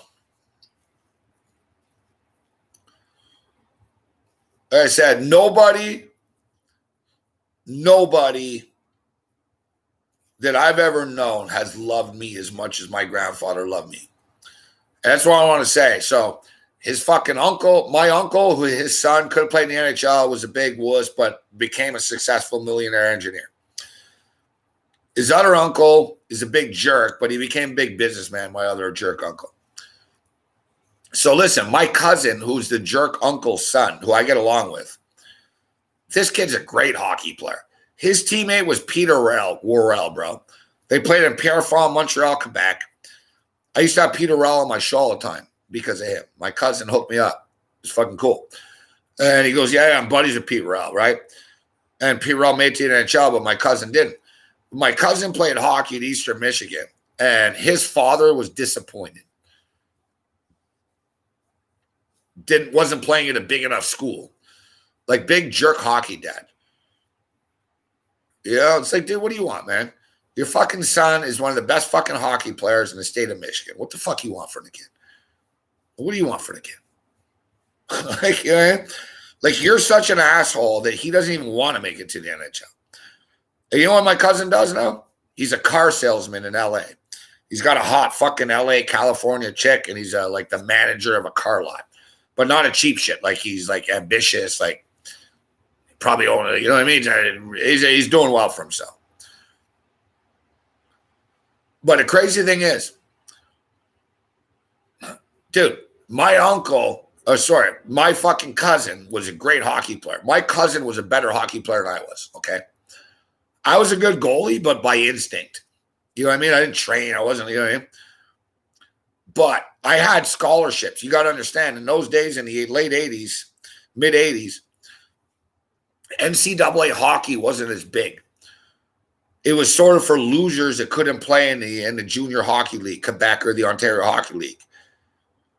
So my grandfather purposely told me, he goes, listen, he goes, I know you got a girlfriend. I know you got distractions, but he goes, I got you a position lined up. He goes, you just need to take the test. He goes, I've already seen your tape. You're good. You're going to play for them. You know what school it was? It was St. Lawrence University. You guys know who St. Lawrence University is with hockey? Look it up.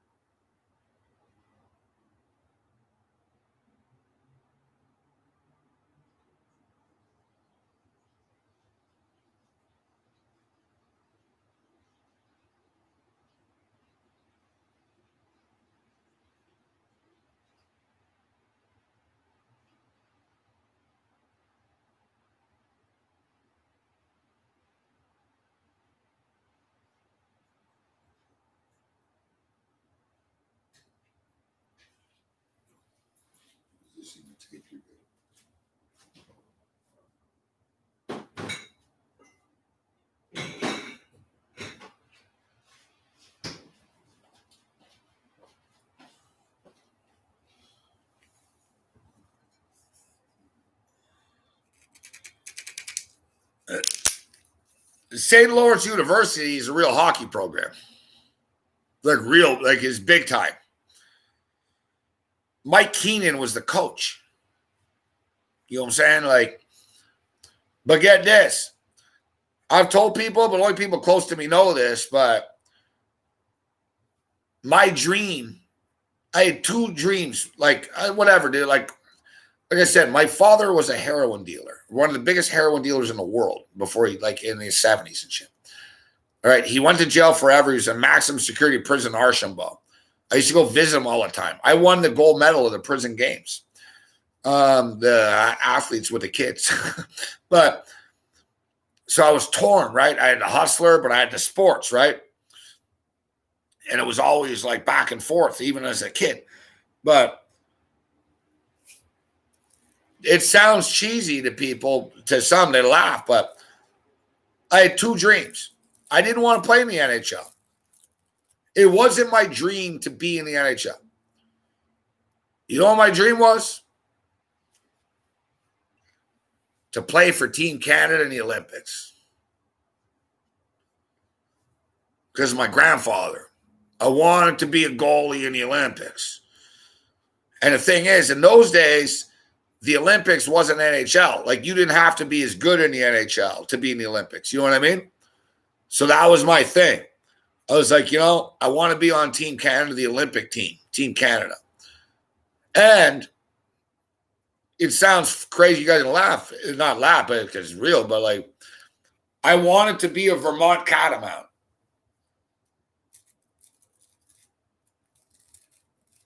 I grew up wanting to be a Vermont Catamount goaltender. I want to be the goalie for the University of Vermont.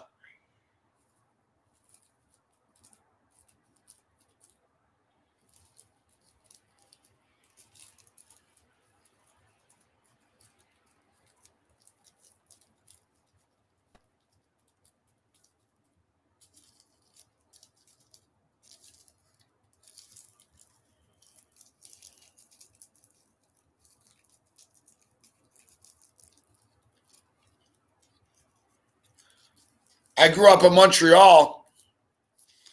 But you got to understand, like I said, the NCAA wasn't as big in those days, right? Yeah, you had the Miracle on Ice and stuff, but nobody from the NCAA really made it to the NHL. Paul Kariya sort of changed that shit. But Paul Kariya played at Maine, same area, same league as Vermont. So I grew up, though, in Montreal, and we got the fucking Vermont News, WCAX TV. That's why I'm a Bills fan. We got all the Bills games. So I grew up with WPTZ, WCX. It's funny, I haven't watched those networks in fucking 30 years. I remember the call letters like they're yesterday. And it was Vermont, Burlington, Vermont. And they used to have the Catamount highlights. And they showed the Catamount hockey team, man. I was always in awe, fuck. I was like, man, those guys are good, fuck. Even as a kid, I was like, man. I was like, fuck, those Catamounts are a good hockey team, man. Fucking big V on their fucking uniform and shit. Elite hockey, right?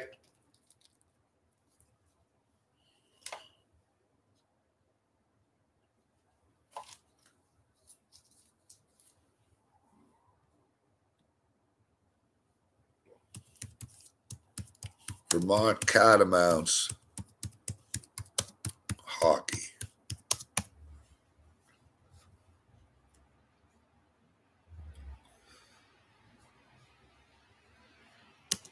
In NHL.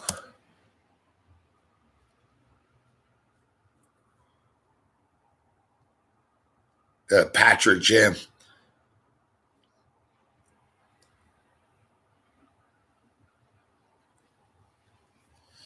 The men's ice hockey team appeared in the 2009 men's Frozen Fours, also qualified the NCAA tournament in 96, 97, 2010, and 2014. So listen, these are the players that played here. You guys are thinking, oh, it's weird. Morency grew up wanting to play for Vermont Catamounts. The University of Vermont men's hockey team has produced 18 NHL players.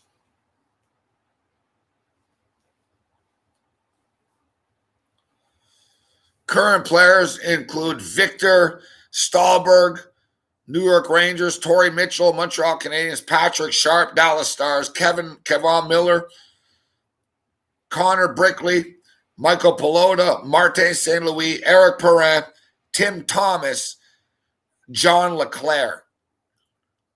I didn't know Tim Thomas played there. He was a goalie.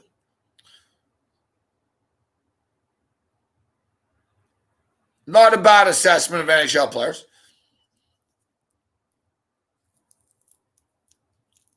John LeClaire, Tim Thomas, and Martin St. Louis, all Stanley Cup winners. Those are the biggest.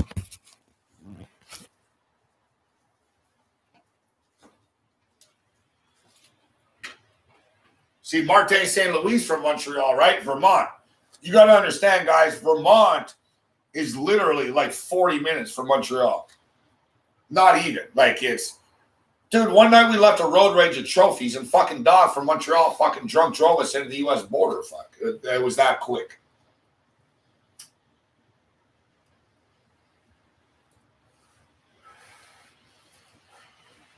Vermont's so close that like 15 to 20% of my audience on the Team 990 in Montreal, like 25% was like Vermont and Plattsburgh, New York.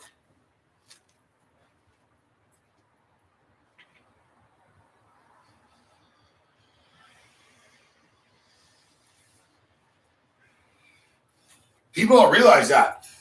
Vermont is Expos country. There's a part that's closer to like Maine and New Hampshire and all that shit. There's Red Sox. But if you're close to the border of Vermont, you have a choice, okay? Imagine. You're sort of cool or you're not. Imagine, guys. You're growing up in Plattsburgh, New York. You're growing up in Burlington, Vermont. You could be a fan of the Red Sox, the Bruins, the Celtics. But you're actually physically closer to Montreal. So if you're in Vermont, yeah, it's New England, Vermont. So you get the Red Sox games locally on TV. But you know what? You're 2.5 hours from Boston. You're 40 minutes from Montreal. You're 50 minutes from Montreal. So it's almost like that USA shit. You know what I'm saying? If you're a jarhead American, it's like Darhead, like, oh, fuck Canada and the Frenchman. Right? But the guys that didn't want to be that guy would become Montreal Canadian fans or Montreal Expo fans. Dude, the Montreal Expos had a farm team in Vermont, the Vermont Expos. Burlington, Vermont. Where Fisher from.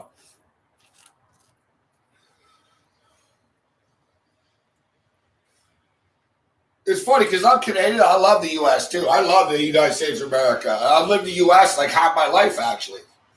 It's crazy, but it's true. Half my life I lived in the U.S., but it's funny. I never lived in Vermont. And it's right next to where I'm from in Montreal. And I wouldn't mind living in Vermont, actually. There's no sports there, though. You have the college shit, but that's it. And it's not even big-time college shit. Yeah, Vermont Catamount, dude, they play the Patrick Gym. It holds like fucking 2,800 people. Their hockey rink is a little rink and shit, you know. But Vermont is nice. The good thing about Vermont is it's fucking dirt cheap. It's fucking Bob in Vermont, right? It's dirt cheap. It's fucking beautiful. Like there's fucking like Vermont is really nice. Like if you're into skiing and like it's very wintry and winter wonderland. There's a ton of drugs in Vermont. Everyone's high on meth. It's actually it's a problem. It's like a fucking crackhead fucking meth shit, but everyone smokes weed. Like weed's nothing there. Like they didn't legalize weed. Surprised, like weed's not legal in Vermont. But the reason they didn't legalize it because they already have enough problems. Like it's one of those deals where you don't need it to be legal. It's like, guys, people are doing meth off of fucking the back of cars, all right? We don't need to legalize anything.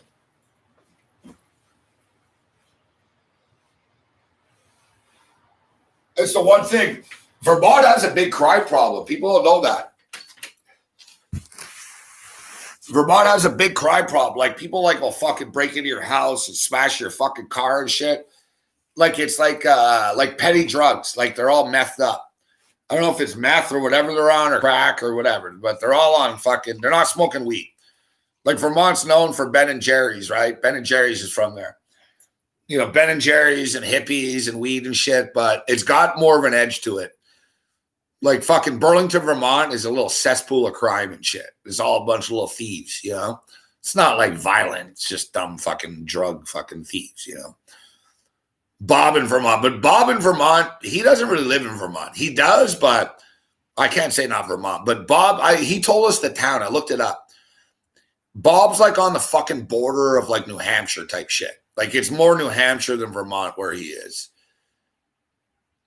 Like Burlington, Vermont is like close to Montreal. It's like a hippie town, but it's like full of drugs and like, what the fuck? Holy shit. My neighbor fucking across the street is rocking. Look at that. He's got strobe lights fucking killing in there. Watch. It's like Ride the Lightning, Metallica.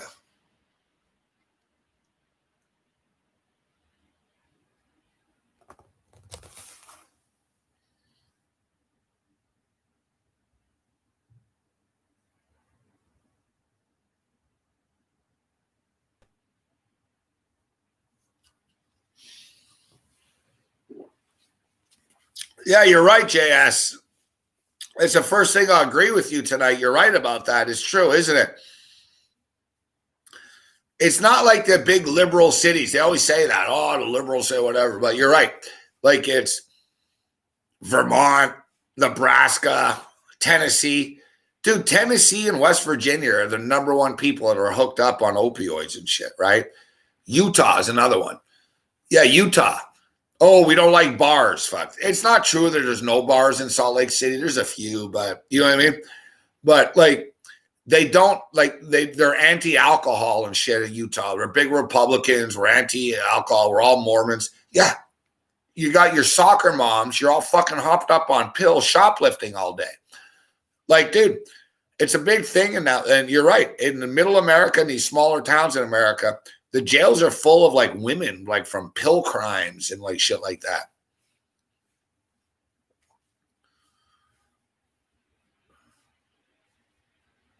The prison system's a sham. Fuck, it doesn't work. All right, and congratulations to Trump. I saw a thing tonight. He executed more people than any other president. At least you did something, right? At least you broke some record. Besides getting impeached twice, piece of shit.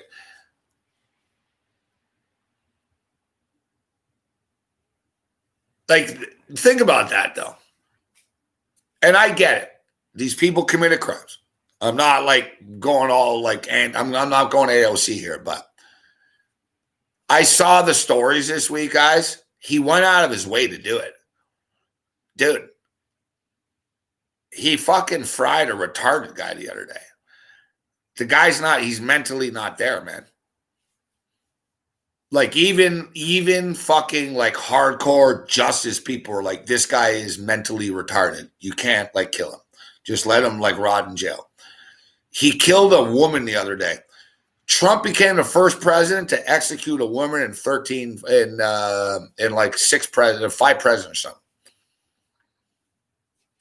Same shit. The chick is mentally fucked. All right. She killed her kid or something. She's mentally deranged. It wasn't like she's Casey Anthony, some hot chick that like pulled a fast one. The chick is mentally deranged. She's already in jail for the rest of her life. But Trump wants to be Mr. Justice. So the thing is, like I said, I'm not even anti-death penalty. I am and I'm not. Because the thing is, I do believe in if you got one wrong, if you fry one wrong guy, it's wrong. Right? If one innocent man gets killed, it's wrong. And I guarantee you, all right, you know how many fucking people have been fucking executed or innocent? You know how many black guys and Hispanics been fucking executed and white people too? Like, come on. Right? But at the same point in time, if you have undisputable proof that some guy's a pedophile, kill him. Fine. But the problem is, dude, after the OJ trial, okay, one of the OJ lawyers, Barry Scheck, he was the DNA expert. Barry Scheck, he DNA expert for the OJ case. He was pretty much instrumental in, like, everyone gave it to Cochran, but it was actually Barry Scheck that like knocked it out of the park. He killed the LAPD forensics team on trial. His wife left him. All right. She was like, you know what? You know OJ did it. I know OJ did it. She goes, you just played your little fucking scientific bullshit. All right, in court. And Scheck did, because what the deal is, that racist cop, Mark Furman, didn't fucking bring the glove right back to the police station. He really should, whatever, dude. So I'm not going to rehash it, but whatever. They made mistakes. And fucking Barry Scheck fucking came in and nailed them to the cross about this shit, all right? And his wife left him after the trial. His wife said, you know, I'm leaving you. I'm taking the kids. I'm leaving. Maybe you're part of the dream team law firm, but you just lost your wife. You won a case, but you lose your life. And Barry Scheck felt so bad about what he did in getting OJ off with DNA. He was a DNA expert. And the DNA in OJ's case was pretty obvious. And I loved OJ. And I lived in LA at the time. And I even had an OJ t-shirt, pray for OJ. All right, I was an idiot. But as the evidence mounted, right, OJ's blood was on the crime scene. OJ's blood was in his car. OJ's blood was at his house. It was like a slam dunk. But Barry Scheck was able to confuse shit. He used to work for the LAPD in the forensic department. Right, he's one of these sleazeballs that was on the inside. Yeah, that's the best thing to do, right? You get a job, get a degree, get a job, work for the police or on the inside of any like entity, and then quit and work against them. So he knew the inside of the LAPD and shit. And he fucking nailed them. Fuck. He goes, well, you put the fucking glove in the backseat of a car. Everything was contaminated. Right? And he was right. Fuck. He was right, but it doesn't mean OJ didn't kill him. Right? Or her. And both of them. Two things can be right. So anyways, my point is, Barry Scheck His wife leaves him. He feels so bad about the OJ shit that he got OJ off to get his wife back, and it worked. He created the free, because DNA tests are expensive, guys. Even nowadays, it's not like The Simpsons where it's 10 seconds. It's a lot of money. Okay? Like for a conclusive DNA, like for death row and shit, it's a lot of money. Dude, he fucking did like 5,000 free DNA checks for people on death row. You know what the percentage was of people that were innocent?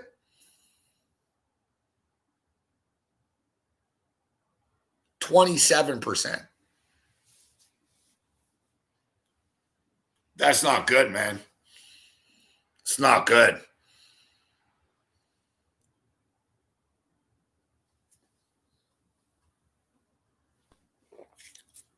He specifically went back to like rape cases and murder cases in the 60s from Alabama. A black guy did it. Oh, that's him. How many people are in jail that are black? That a white jury in Alabama, Tennessee, Mississippi, etc., said that's the guy.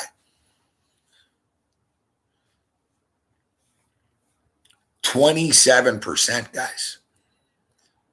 The DNA cleared 27%. Wasn't him. Wasn't him. Wasn't him. Wasn't him. And it might have been 24, 25. Don't hold it, 27. It was alarming. And then the feds panicked. Wow, this isn't like, no. He did the crime. This isn't like just because Barry Scheck did the test. Okay, so you don't believe it? Because Barry Scheck couldn't go into court. He didn't take on 5,000 cases. He did 5,000 tests of people, of criminals.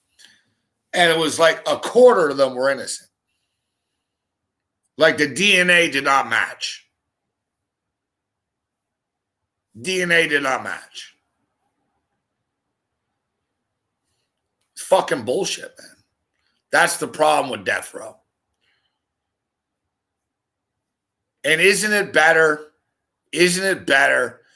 to have a fucking rapist piece of shit rot in a fucking jail cell for eternity rather than him die than fucking kill innocent men?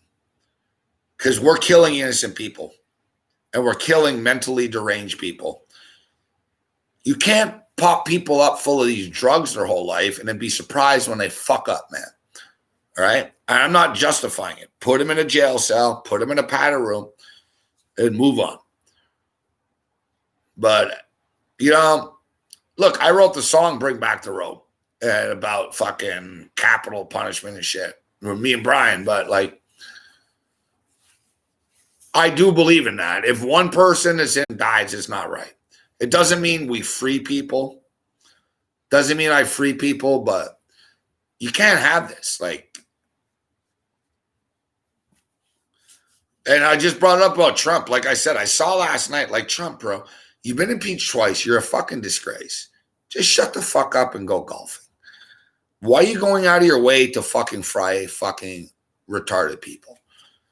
Dude, I read the case. The guy, dude, he killed someone today with the mental capacity of a 9-year-old.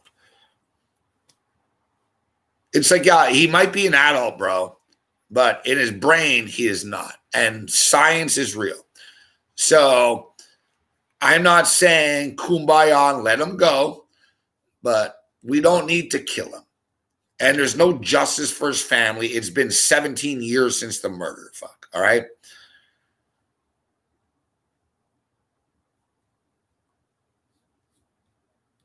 I'm just going to punch it in right now. What is percentage of innocent, and not just death row, but prisoners?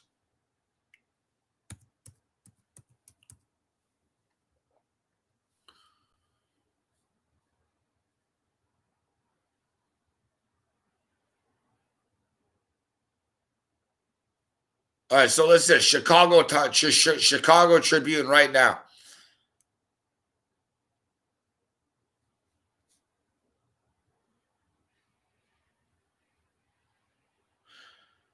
The rate of wrongful convictions in the United States is estimated to be somewhere between 2 and 10%.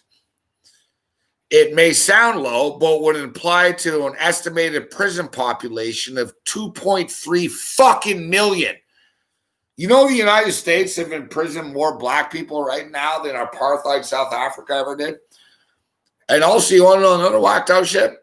Right now, there are more troops in Washington, D.C. around the White House and the Capitol than there are in Iran, Iraq, and Afghanistan combined. All right, so listen, 2 to 10%. Oh, no, only 2 to 10%. The United States imprisons 2.3 million people. Think about that. 2.3 million people are in jail. So 2 to 10% at 2.3 million, guaranteed, okay? Low end, 2%. And that's low. Low. 2%, there's 46,000 innocent people in jail right now. Might sound low to you. That's their life. That's Fenway Park full of innocent people right now. It's a baseball stadium. That's Dodger Stadium full. Oh, it's only 45,000. Oh, yeah. There's 6,000 people that are innocent right now. That's the low end. 46,000 to 230,000 at 10% are purely innocent in jail right now.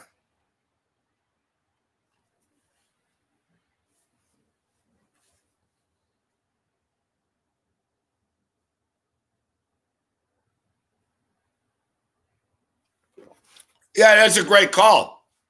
You know what, DJ Hardy? I saw it the other day. It's a couple 100,000. It's like 370,000. That's a great call, which you're technically legally in jail, right? You're not innocent, but you're right. Bullshit charges. You imagine being in jail right now, Hardy, for something that's legal in your state and they won't let you out. Think about this. So imagine. So 2%, and do you really believe it's only 2%? So 2% innocent rate in the United States means there's 46,000 innocent people in jail right now. At 10%, it's 230. And I bet you it's even more than 10%. Because we all know how the justice system's fucked, bro. Come on, let's be real.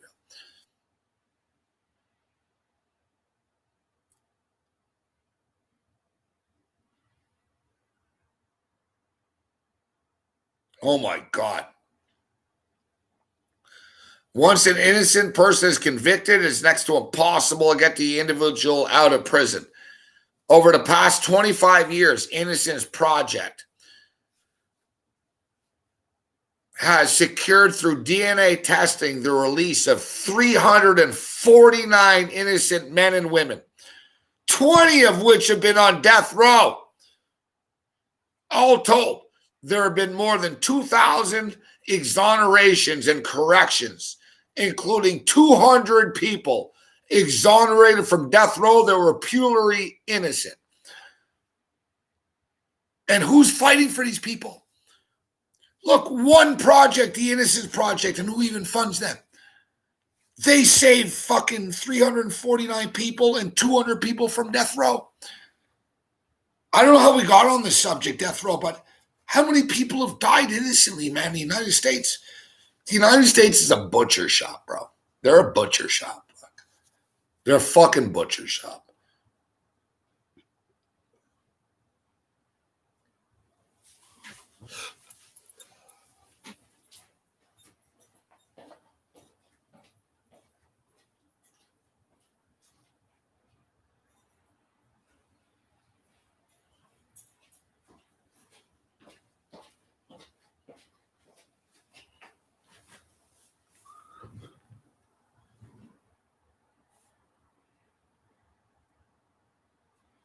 Yeah, not a chance, Chaz. It's only 2. So, Chaz, think about that. At 2%, 6,000 people are in jail innocently right now. Times racism And this number doesn't even acute racism and everything else in between. Like I told you before, Barry Scheck said he believes that 25% of people on death row are innocent. 25% of people on death row are innocent.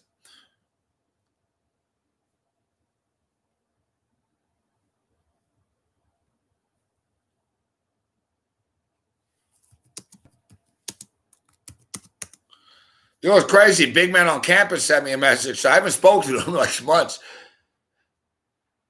I told him, listen, Big Man, I love having Big Man on, but he always big times me, right? Oh, Barstool says I can't come on. He goes. So I said, all right, fine, I'll have you on Patreon.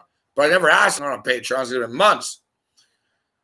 But it wasn't personal. I like Big Man, so it wasn't personal, right? We do these shows, whatever, and I'm drunk. Sometimes I'm not. So tonight's funny. Oh, are you on? But I knew this would happen to him. And I wanted to ask him. I wanted to get him on tonight because I didn't even know about this shit. Someone gave his home address and shit. I told you guys. That's not a good life he has, man. If I'm Big Man, I don't know how much money he's making. And Portnoy ain't giving money away. So if I'm Big Man, and I want to ask him point blank this, actually, but I'll get him on and we'll do it again in the future. I'd rather be on SBR fucking picks with Donnie, making 5,000 or 10,000 less, and not having to fucking have people get my fucking address on the fucking internet and want to fucking shoot me every day. I'm just saying. I told Jazz this a couple of weeks ago. We talked about this. I'm not talking about anyone back or anything. Send him the clip. I'll send him the clip. I love Big Man. I like this kid. I'm happy for his success. But there's success and there's fucking fame. They're different. You want fame? Fame is ugly. You want success? Success is cool. Right? And that fucking internet scene, man. My trolls, oh, so big deal. One loser in Montreal and Chris Barr. Like, we literally have like 3 trolls that are like 9 or 10 people. Right? I don't have people like coming at me like that, like Big Man. Like Big Man's in the big leagues of internet fucking warfare. He's in the big leagues. That shit, like, he's like, you know what I mean? But Big Man tells everyone to go fuck himself and this. But the thing is, you're dealing with psychos that really will dox you and fucking like hackers and like nut jobs. I'm not going to challenge anyone, but with me, you can't. Jazz found me in a hotel room once. I give him credit, but he knew where I was.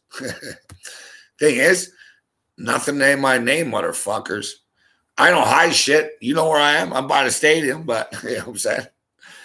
But I told you guys this on the show when there was only a few of us in the late night hours a few weeks ago. I said, I don't envy Big Man in his life that he's got. I don't envy that. And I didn't even know. I don't know anything about it. I'm too busy. I'm not on Twitter as much as people think. I only promote myself and I'll bitch about, but I don't read shit a lot. So I didn't know about him getting his address. And I saw people on my own chat about Big Man. And I sort of looked at Big Man and I saw, dude, some dude fucking took a picture of Big Man's house. He's outside his picture. He goes, look outside. I credit Big Man for fucking not bitching out. Big Man fucking said, next time, knock on my door, bitch. But, like, really?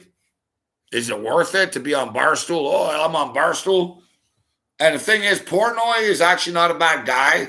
I got no beef with him. He helps out a lot of businesses, but he's like Vince McMahon. You're like wrestlers.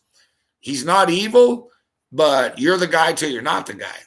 And then, you know what? When you're not the guy and you're still not getting paid, every one of these motherfuckers out of the millions of people that are on that site fucking know your address, bro. I'd be moving. I'm not going to lie. I would move. If I'm Big Man, I'm moving.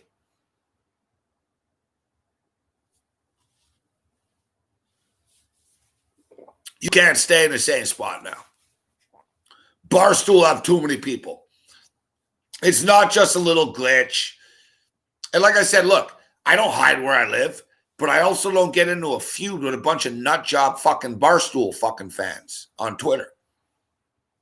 These guys are nuts, bro. All right? They just stormed the Capitol, guys. If I'm big man, I'm not lying. I'm going to tell him this. I'm going to send him a message. If I'm him, I move. I'm not staying in the same address. Once that Barstool Nation knows your address, bro, it only takes one, Jeff. You got to get the fuck out of there. I'm not saying you run and cower now, but don't stay there forever.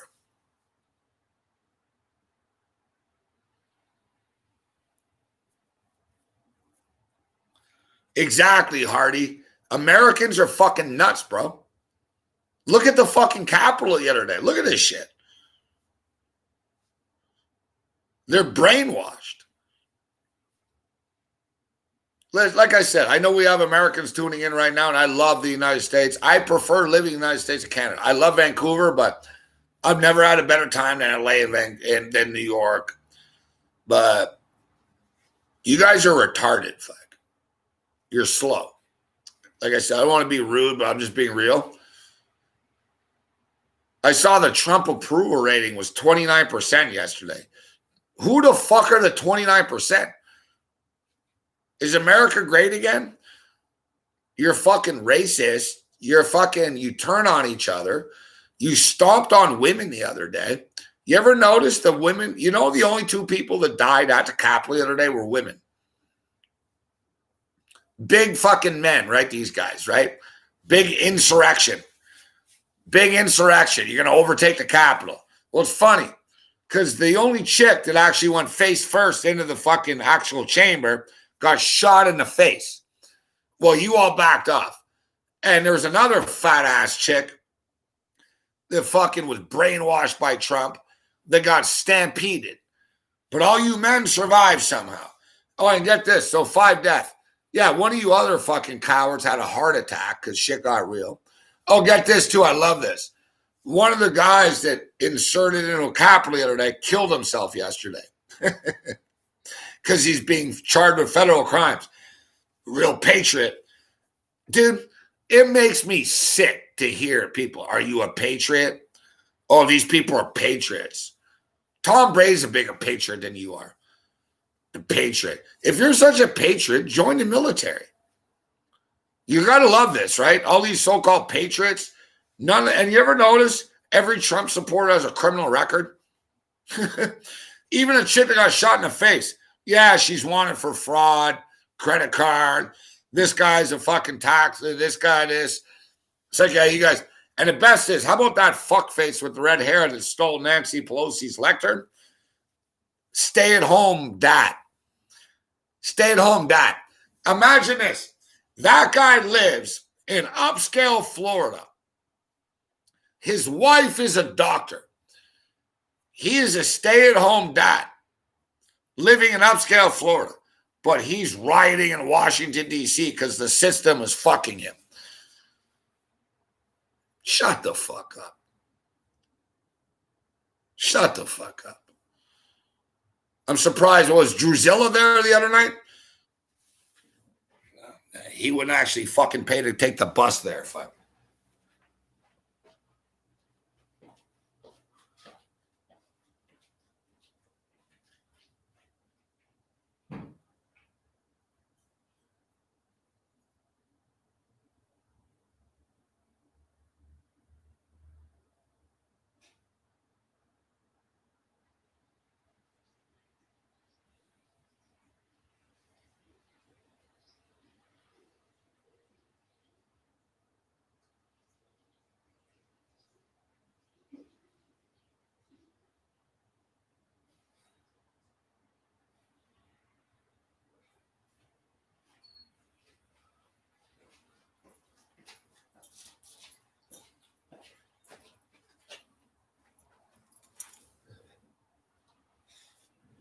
Oh, I'm sorry, Jazz. Is that cold?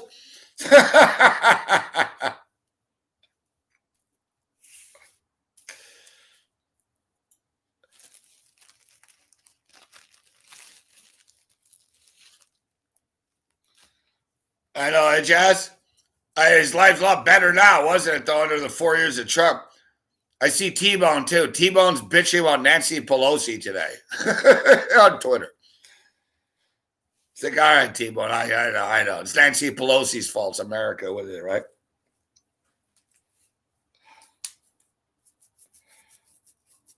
I guess T-Bone followed that Black Lives Matter shit because he thought he would get laid or something. But the best is every one of those young chicks told him to get away from him and shit.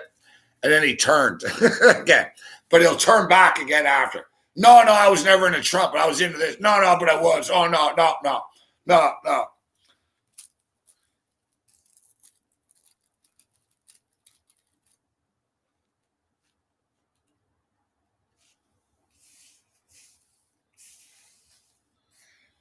That kid, Ian Smith, bro, I think he's from Montreal. I think he's from Montreal because he drops like Team 990 references and only other people would know. Like, he's brought up fucking host and shit. You guys wouldn't even know. He's brought up, I've noticed, he's from Montreal, that guy.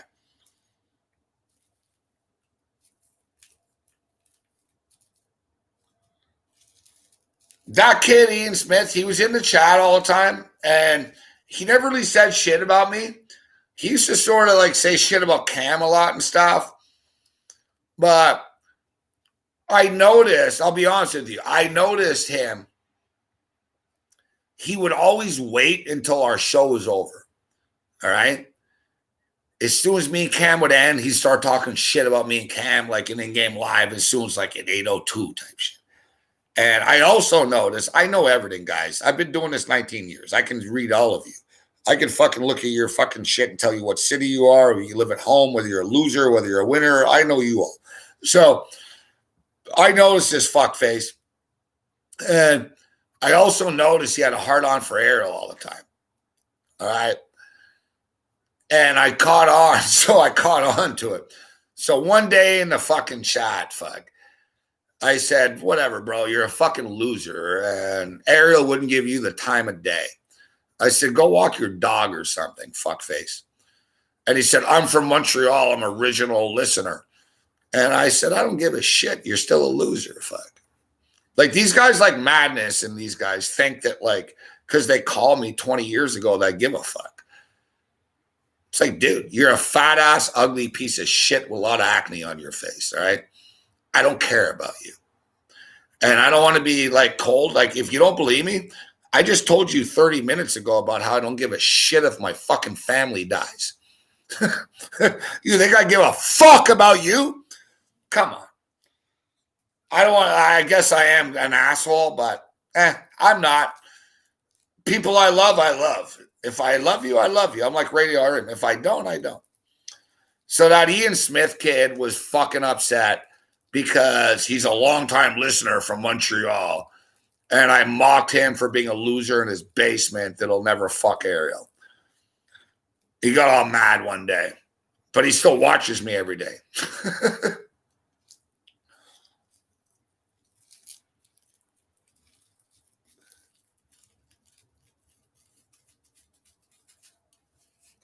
Oh, I love it too, Jazz. I don't block people, but I actually muted people.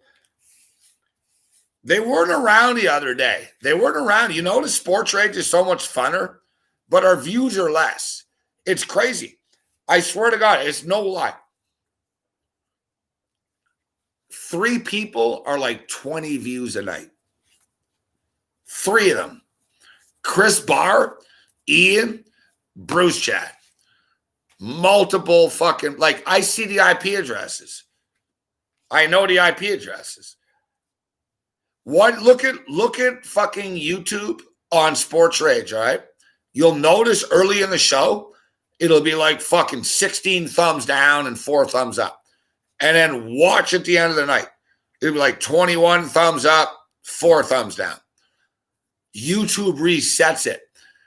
The only ones they keep are per IP address. So they're able to fucking do like 17 thumbs down under their different names. Dude, they talk to each other. Ian Smith and all these guys talk to each other like it's fake. Like, basically, Ian Smith will type and then he'll come in with a different name and respond, LOL. And the only person that's a loser enough that likes these people is Mick Aussie. Mick's like, where's that Jesus Christ guy at? Only Mick Aussie likes to troll somehow. And in fact, I think this JS guy is one of our trolls, to be honest with you. And you fucking are, aren't you? I'm like a detective. I just hit this shit. You are that JS motherfucker.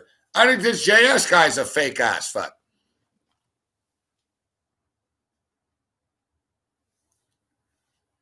I don't want to throw you under the bus, but I just realized it. You are one of these fucking cocksuckers. And if you're not, I'll give you a free month and I apologize. But I know you are. You really are that fucking troll. You are that Jesus Christ fake ass shit that Mick loves. I can't believe it. It's fucking gold. But you know what, piece of shit? You're paying me $20 right now, unless you're hustling me on the credit card. Yeah, JS is a fraud. He's not fucking, he is a fake guy.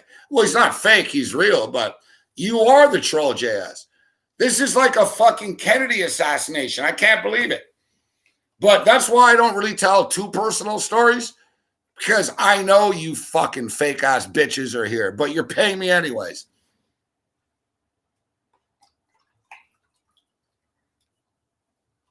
No. I know you are the one. You're the one. How many months have you been here, JS? How do you even get this chat? Fuck.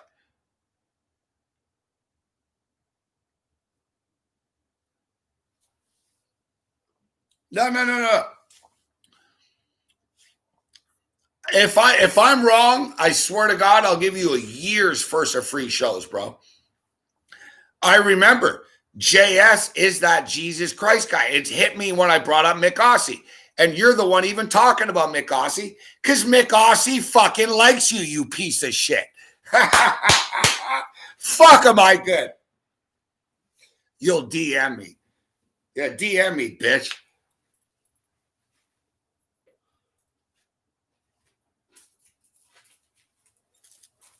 You gave yourself away.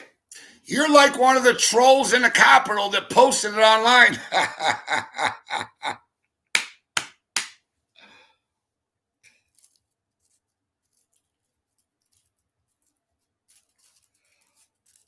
No. You know what, JS? See, you don't know something, Jess. As I just told you, we see, I can't tell. I'm not going to lie to you. I can't tell who everybody is, but I can tell when people are multiple people. And you are that Jesus Christ guy. You are the fucking fake motherfucker that fucking Mick loves so much with all his fake names. Prove me wrong. Send me a DM, bro.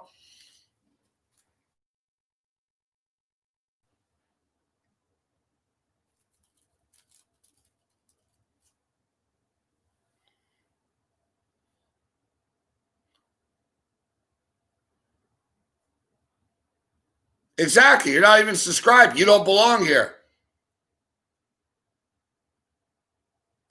See, you don't even belong here.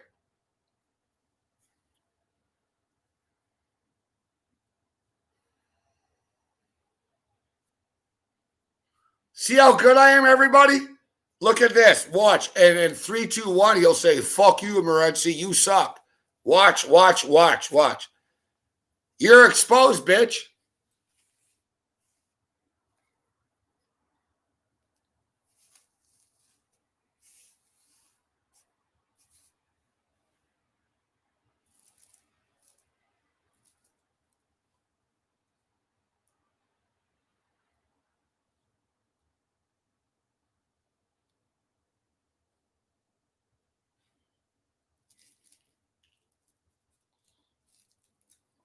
Bye-bye.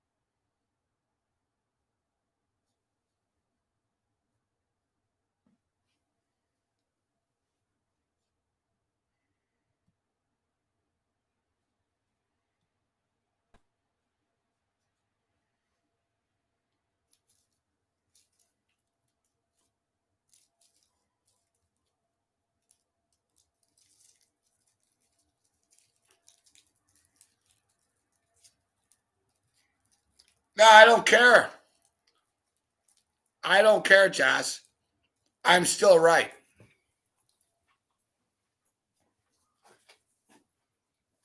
Hey, Jazz, you gonna fucking question me? You gonna question my knowledge of all these people? You don't think I know everything about everything? I'm telling you. That guy, he's not trolling tonight.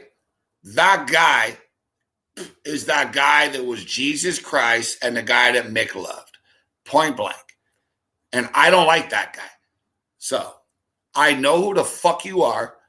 And I know who the fuck everyone is. All right. I see you all. I am the master. You are not.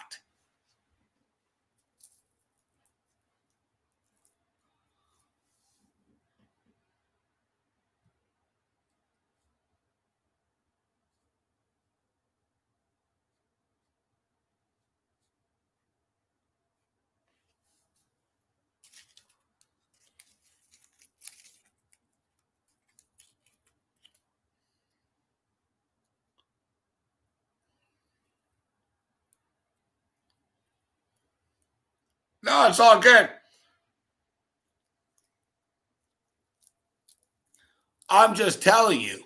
I don't care about everyone getting in. I'm just telling you. I don't like this JS guy. This guy is a fraud.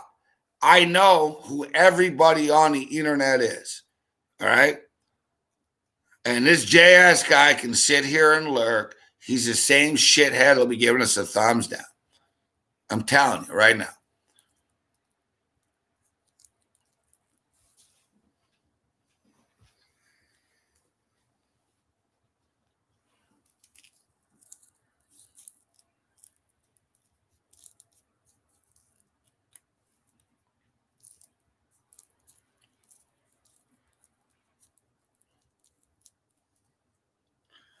Dude, I can fucking tell in the old days when we used to take phone calls on the radio, I could look at the line. We'd have like 10 lines buzzing. I could look and I'd be like, line 4, no. Line 6, okay. You know what I mean? Like, I know this shit. You got to understand too, Jazz. There's a lot of losers here, bro. They're psychopaths, bro. How many fucking names do you think Bruce Chad has, fucking Jazz? They're fucking psychos, bro. This JS guy, I'm telling you, this JS guy is the fucking loser that keeps changing his name every night in the chat and that Mick loves. All right? I know. Why the fuck do you think he's talking about Mick? Why the fuck do you think we could tell was Mick talking about Bruce Chad the other night? He says mum. Who the fuck says M-U-M? I see it every day.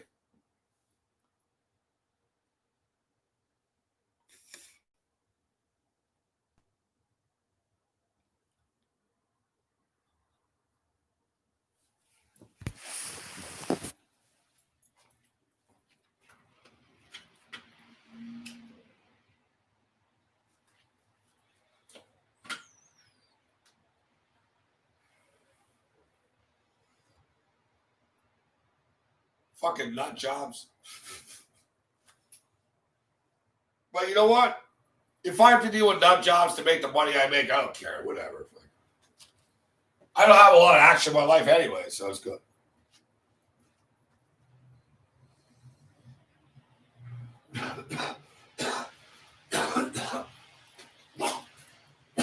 Oh no. I was just on the balcony. I think it's 38 degrees. I'm cold. Look, I don't have skin. I don't have like bearing covering.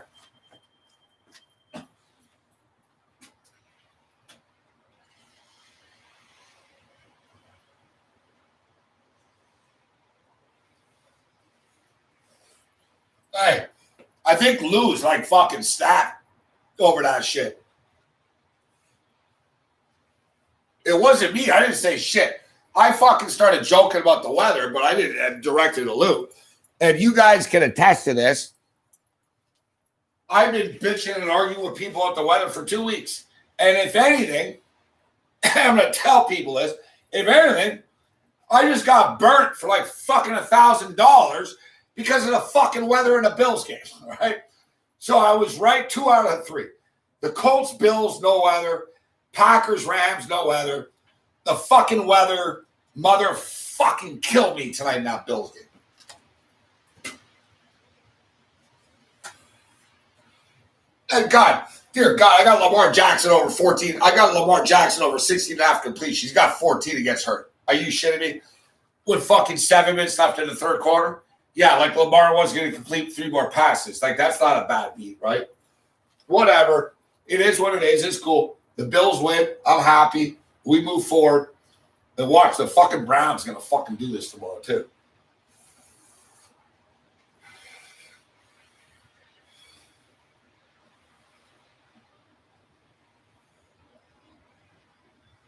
Yeah, listen, I kicked this piece of shit JS out of our chat like 3 times. Is he back right now?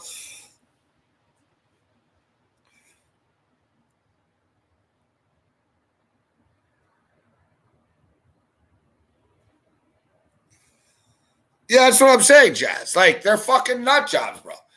No, I'm dead serious. Like, remember the other night, Jazz, you said quiet night in the chat. Bro, there was 84 people in the chat. It was quiet because we didn't have our fucking Chris Bars and fucking nut jobs with 6 accounts. Fuck. They actually have figured out a way, multiple computers, different like things. It's not that hard. You need computers. If you have 2 different computers, you can have 2 different accounts. If you have 1 computer, you can't do it. But if you have multiple computers, you can do it. What are you, Bruce chat? Look at Bruce. Fuck. The guy's a fucking nut job. The thing is, I don't understand is, do they really think it matters? That's the whole thing. Like, do they really think that, like, oh, they showed Morency by giving me a thumbs down? Like, really? Like, put a bullet in my head. That'll show me. You fucking kill me? I guess you kill me. But, yeah, other than that, I don't know what the fuck you guys are thinking you're doing. And I know I brought it up with Ariel tech because I know Ariel has a lot of trolls, right? And like I told her, like, unless you're a troll, you're making more money than us, then you're not winning. But the thing is, too, like, when people, like, I saw the chat tonight, I hope the Bills lose. Oh, fuck the Bills. Or I brought it up to Walsh. The Bills aren't the Dallas Cowboys, right?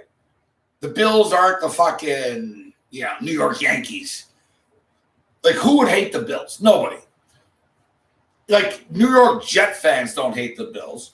Dolphin fans, like, don't even hate the Bills. Like, we're all rivals, but we're all just happy we do it. So it's like people in the chat, they're like, think it's somehow going to upset me that they want the Bills to lose to upset me. It's like, bro, I make 6 figures a fucking year. I live in world-class cities. I have a great life. You're a fucking loser if your thrill of your night is to somehow think that you're going to upset me by cheering against the Buffalo Bills. And I'm like, really? I can be upset, but it's going to take tits and a pussy to do it.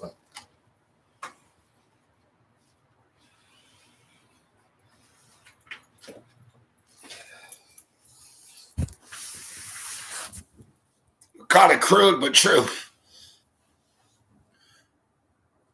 Dear God, bro. Hey, bro, HJS, fuck off, bro. How many times I got to kick you out? You want me to report you down to YouTube? All right, now we report. Report. Stalking. Harassment. Here it is. I like this. YouTube's gotten better. Harassment. There you go. I chose one.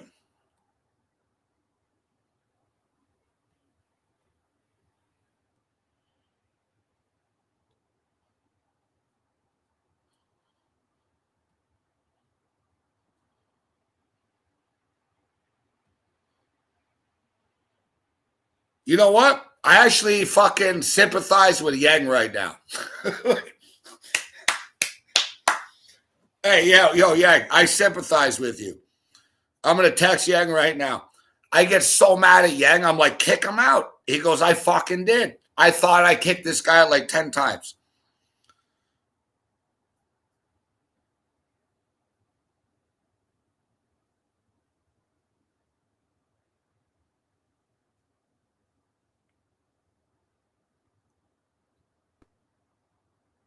I'm texting it right now. I sympathize.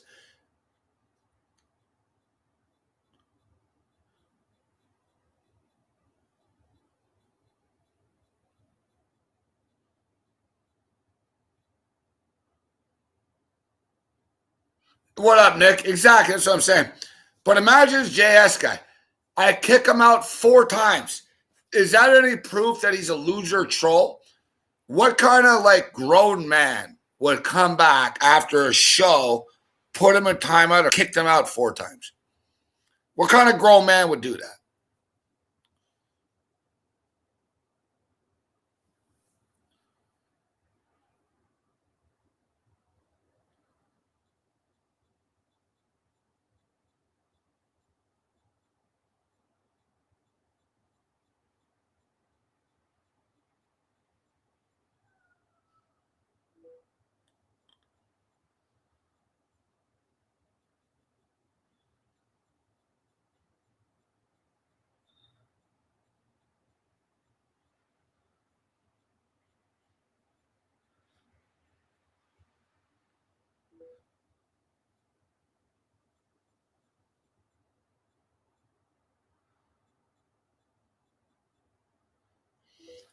Hey, listen, I'll be honest with you though.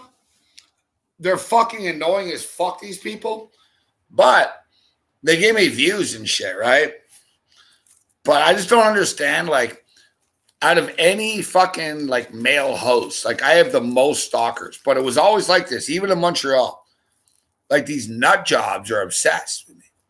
Like their biggest thrill, like tonight, is I bet the over of the game.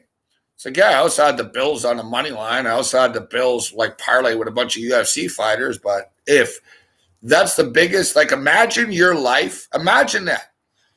Imagine me living my life, and the biggest thrill of my night was that Colin Cowherd's prediction was wrong. It's like, well, right now Colin Cowherd is enjoying a nice glass of red wine and living in a fucking mansion in fucking Beverly Hills. He was living on a beach in Santa Monica. So the fact that like you're laughing that his prediction was wrong isn't really like hurting him.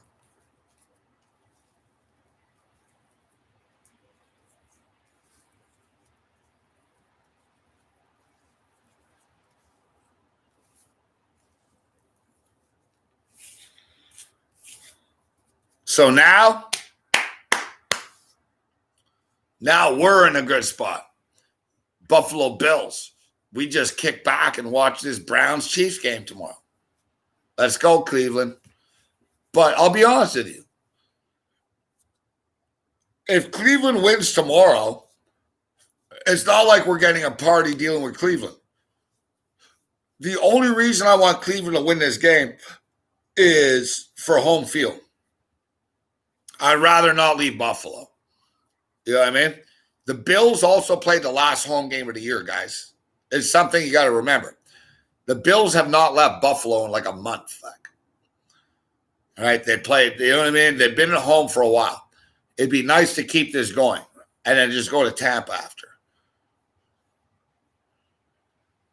But if we have to go to KC, we'll go to KC. We're fucking one win away from the fucking Super Bowl, man. People ask, and I saw people in the chat tonight debating it. What does Morency love more? The Bills, the Raptors, the Doll and shit. It's all different. It's the same, but it's all different, right? Like, I can't tell you right now that I'm sitting here wanting the Bills to win the Super Bowl any more than I want the Raptors to win the fucking finals, bro. I love my teams, right? It's funny, too, because Corey once questioned me. He goes, you're not a Dodger fan. You never talk about the Dodgers. It's like, what, I need to talk about them to tell you fucking what I've been through with this team? All right. I remember when I was a kid, I was out on a date with my father and his girl, this chick. He got out of jail and shit. It was actually a reporter on the news. It was a fucking hot chick, too. I didn't forget that. My old man was a stud. So I went to a movie with this like TV news reporter, my father, all right? And she asked him, she said, she saw his wallet or something. And she goes, you don't have any pictures of your son. She goes, that's strange. She goes, you don't have any pictures in your wallet, like nothing. You don't have any pictures of your son even. I was standing right there. And my father said, he goes, I don't need pictures of my son. He goes, pictures of my son are right here. It's like a Kramer moment. He goes, they're right here. And I never took pictures in my life because of that. I regret it though. I have so many moments. If I could tell you, like, oh yeah, I smoke hash with fucking Cliff Burton and Metallica.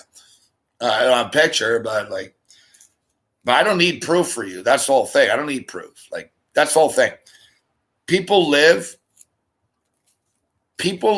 can't live and judge your happiness for the approval of others. And I've been there and I've done that. I don't care what you think about me, but I wanted my shows to be popular, I want my records to be popular, whatever. But as I get older, I don't care. I don't care. I'm not going to starve to death, whether you fucking unsubscribe right now or not. Like whatever the fuck happens. I have someone close to me that fucking has personal problems now. Like I recently got fired. And I like their attitude. And they said to me, you know, this doesn't define me. I don't want to do this forever anyways. That's the whole thing. People get caught up in their own personal bullshit too much, including myself. I don't get caught in my own bullshit too much. I just get angry about fucking my guests' fucking shitty cell phones. What up, Nick Bumper, George? Like, that's the shit that enrages me. Like, fucking, it just bothers me. Like, how is it that Mick Aussie joins us from the fucking woods of fucking Alberta? I mean, this guy's in a fucking lake in Alberta. His fucking sound is better than my mic even. And I got George Kurtz, fucking Bovey, fucking people coming in. Everyone, McInnes. It drives me nuts. Like, I'm not gonna lie. Like, I swear to God. Like, if you put on if you ask me right now, Morency, like, yeah, you lost a lot of props tonight. What's bothering you the most? I'd say, my fucking guest phone line, man. Like, it drives me crazy.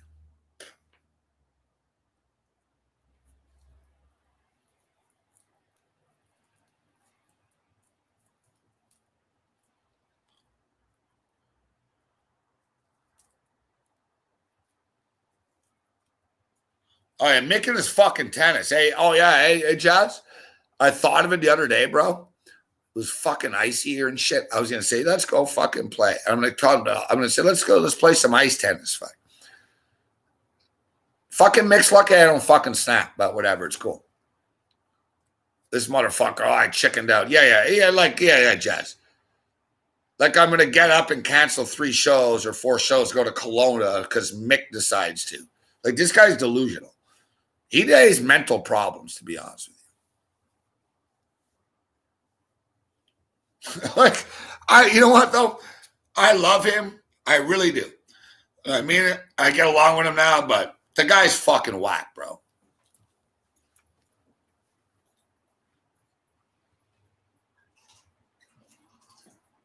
And I don't know if you know this.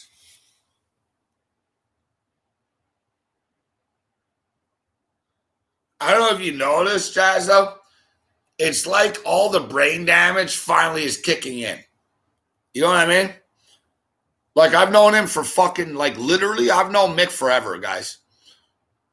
I've been on the air 20 years. I've known Mick. I've been on the air 19 years. I've known Mick 17 of them, 18 of them. He's getting worse.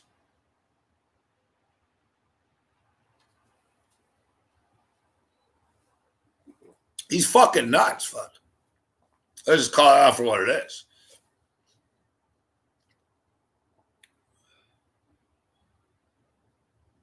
You know what I'm saying, Jazz? Yeah. I almost get the feeling he's not with her or something. I don't know, dude.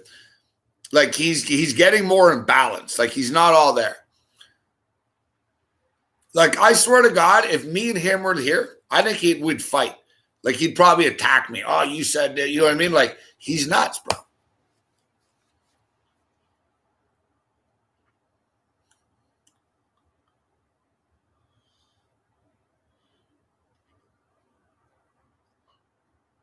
Like I love the guy and I get along. I bring him on the show the other day. Like you know what I mean? He's so happy. I bring him on the show, but like, it's not normal the shit he tweets and the shit. Like he's not all there anymore. Like it's like fucking bro, you're not 20 years old or 18 years old. I don't care what someone says. Fucking him and Bruce Chad and these people and this JS loser. Like, guys, grow the fuck up, man. Like, dude, I do my sports show every night, right? If I'm fucking on the air with my camera and shit, and it's all loser night in the chat, we'll have a million lizards. If we have a good guest on, it's just sports talk radio goes down, right? But I don't care. Right? I don't care. Whatever the flow is, I don't give a shit. But like, God, do we have a lot of losers that tune into my show? Fuck.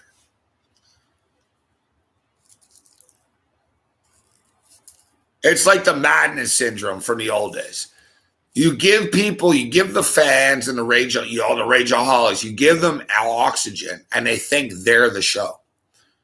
Right? So like people coming to the chat, they're not excited that Sports Rage is coming on at night. They're getting excited that they can spout their bullshit, right? In the chat. Everyone's a know-it-all. Yeah, I got no beef with Jamba, but Jamba knows who's going to win every game. Fuck. Everyone's an idiot. Everyone knows what the play calling is. Fucking Lou knows what the weather is, right? How's the weather today anyways in Green Bay? Fuck. You ever notice, too, every fucking goddamn major fight I get with Lou, I'm always right, and he never brings it up the next week, though, right? Remember, too, Baltimore will beat Buffalo because of the ground game. We'll see what happens on Saturday, Gabe.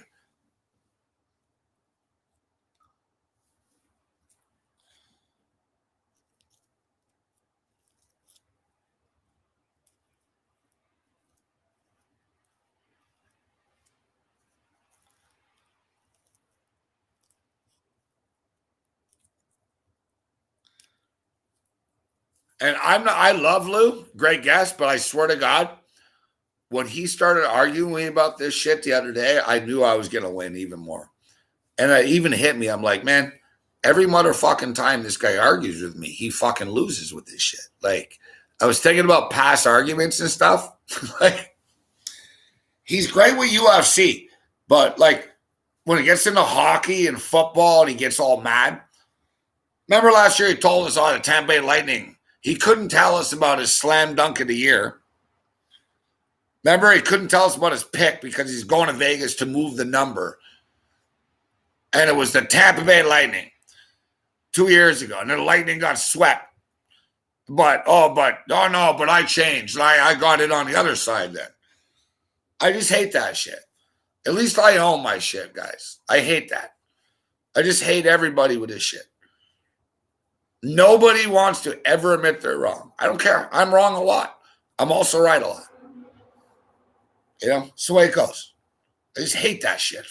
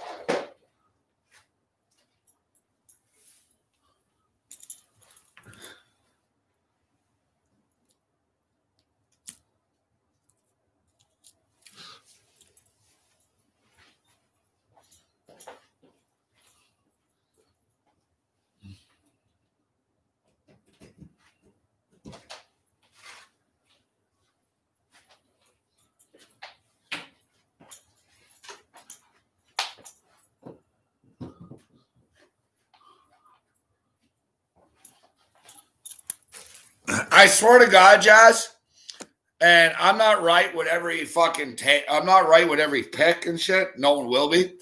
But whenever I get into these big arguments with Mayo, Feinberg, whatever, all these people over the years, I'm never wrong. Like,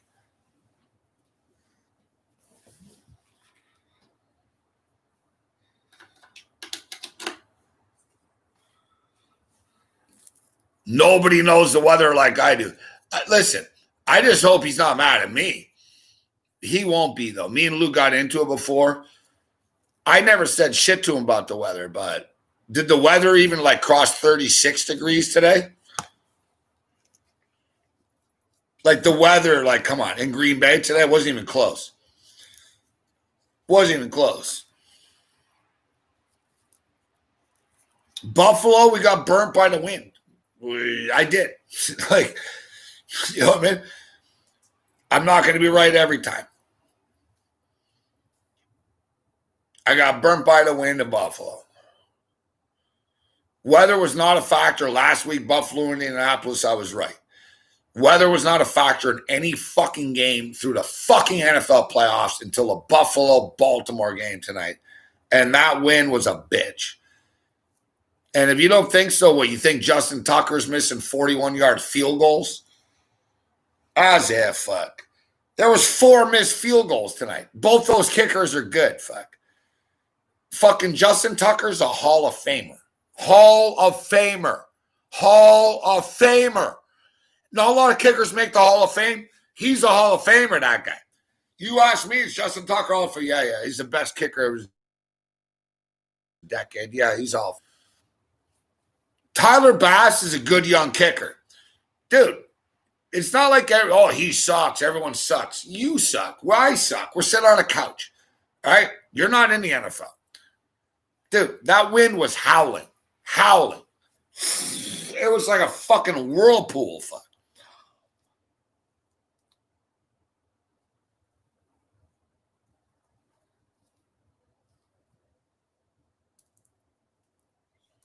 Oh, yeah. Thank you, Jazz. Exactly. Hey, listen, Jazz. Mariota, not a superstar stud. Better than fucking Manziel is.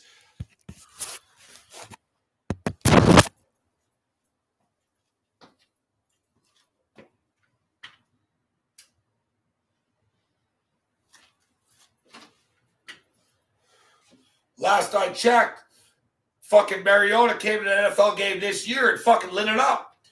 Look at what I'm saying, Jazz. These kids, even with Walsh, blah, blah, he didn't even want to give it up, eh? You know what? And I like Walsh, but I changed the subject because he wouldn't even give it up for Goff tonight. And he didn't give it up last week either. He was 9-19. Yeah, well, did. Oh, yeah, by the way, hey, Walsh, I wouldn't want to be an asshole tonight, but hey, Walsh, I remember on our show the other night, well, I'm betting big that Jared Goff throws an interception in the next game. Did Jared Goff throw an interception today?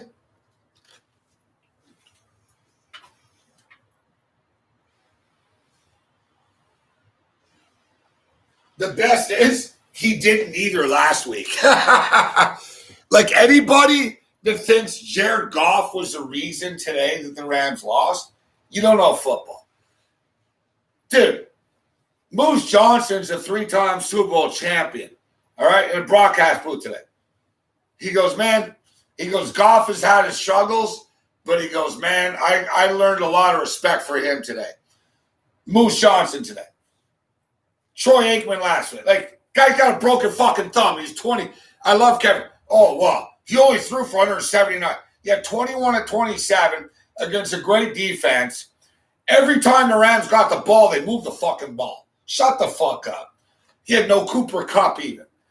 At least I'll admit when I'm wrong. These kids and all these people, they don't want to admit it. But whatever. That's why they have like 17 views when they're on the air, and I have thousands. Fuck.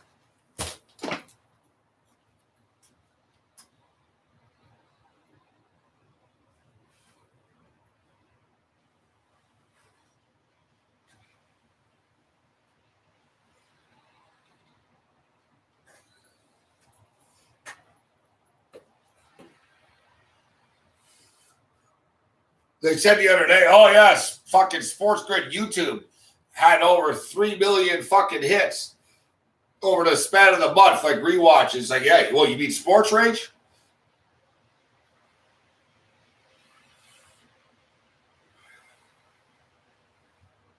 They all, every network I've ever been on, we're always, oh, yeah, after the fact, that's right.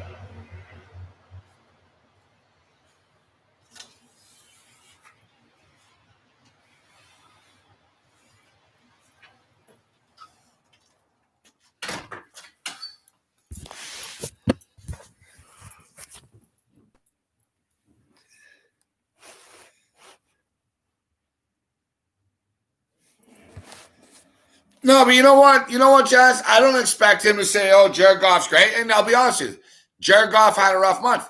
He also had a fucking broken thumb, right? So think about this with Walsh today. I knew he would bitch out. I knew he would punk out. Well, he was okay.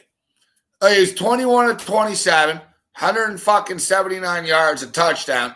You saw it today. Goff, drop back, boom, boom, boom, boom, boom. As I stated on the show, it's up to someone to make a fucking play. Break a tackle. You can't just catch the ball, break a tackle. Fuck. Everything's Jared Goff's fault. Every time, right? It's Jared Goff's fault that they couldn't fucking stop Aaron fucking Jones, right?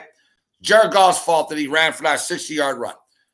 But Sean McVay's a genius, but Goff sucks all the time. And you know what? I guarantee you know this as well as I do, and fuck these kids anyway. They're stupid. But you know what? I saw the offensive line tonight at the end of the game, bro. Goff got nailed once. Fucking 2 offensive line picked him up, bro. They picked him up and they patted him on the head. Fuck. That's a sign of respect. Lisi brought that up the other day. Patted him on the head. You guys don't get that. O-linemen were like, yo, bro, you're doing the best. It's like patting a dog. You're like, bro, it's not your fault, man. You know what I mean? Like, you're doing the best you can back here. Like, fucking, dude, Goff got fucking sacked like 4 times today. He had 2 seconds. He dropped back. Boom. Drop back. Boom. What do you want? No, he doesn't throw bombs. I never said he was the best quarterback in the league. I said he's top 12. And you know what? Show me fucking another motherfucker going to step up with a broken thumb and go into Seattle and win. He gave him a fucking chance to win today. All right? He gave him a fucking chance to win today. The fucking goddamn defense didn't come up with a fucking stop.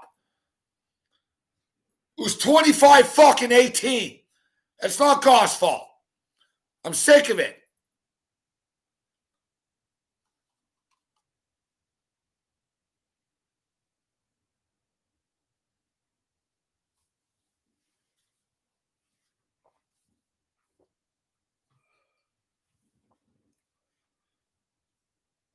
They didn't lose that fucking football game because of Jared Goff. And I said that to us. He goes, well, you only had 179 yards.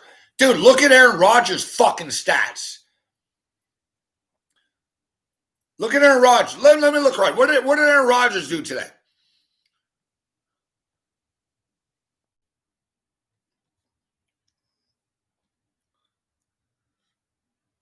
Twenty-three of 36. All right, Goff was 21 of 27. Yeah, like it was Goff's fault tonight, right? It was fucking Jalen Ramsey's fault. Dead serious. Dead fucking serious. I'm telling you right now, the Rams weren't going to win this game. The Packers are good. I have them going to the Super Bowl. It's not a shock, right, what happened today. But the Rams could have covered today. It should have been closer. Dude, that play that Aaron Rodgers in the end zone was nearly a safety. It really wasn't nearly a safety. It was traffic around, but Aaron Rodgers is a stud. He just sort of stepped up and, like, he threw it. It was 2nd and 17, man. All right, from the end zone. Davante Adams. Who was covering Davante Adams? Jalen Ramsey. Who covered the fucking Davante Adams on the touchdown? Remember Jalen Ramsey playing the teammate? I don't know, bro. Jalen Ramsey was one side of the field. Or, sorry, like Davante was one side of the field. Jalen Ramsey, you were lined up in front of him in the end zone. Devontae then fucking went in motion, went to the other side of the field. You went with him. And then Devontae sprinted back to the other side. And you were fucking beat on the play and blame your teammate, Jalen. Right on the spot. Your fault. That was your fault. Yeah. No. You know what? Yeah, in a perfect world, he would have picked that up. In a real world, for someone that talks as much shit as you, Jalen Ramsey, Devontae and you were one-on-one. And Devontae psyched you out. Let's just be real. Devontae beat you. He went fucking lined up. He went to the other side. Jalen sort of jogged to the other side. And Devontae went boom to the other side. Again, bam. He went right back to the other side. Boom, touchdown. Jalen Ramsey, before Devontae Adams even caught the pass, Jalen Ramsey was pointing at his teammate. Because Jalen Ramsey knows it's on him, but can't beat me because I know the cameras are on me. No, must be. When I saw Jalen Ramsey point, I was like, oh man, did someone push off? Did he push off? What did I miss? No, it was just Jalen being Jalen. The same Jalen Ramsey that said that Josh Allen is garbage before he played it down in the NFL. He goes, I can't wait. He tweeted up, I can't wait to play Josh Allen because he's garbage. And then when the Bills played the Jags, Josh Allen ran his ass over. And in fact, I'm going to tweet Jalen Ramsey right now. Fuck.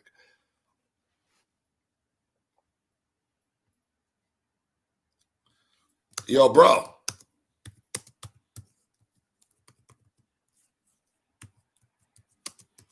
For a garbage player, and I know Jalen reads this shit too. He won't respond, but he reads it. Yo, bro, for a garbage player, it's funny. Josh Allen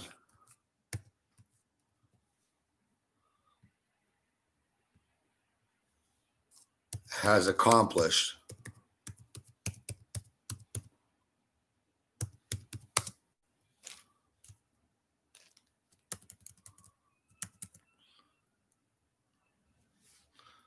Josh Allen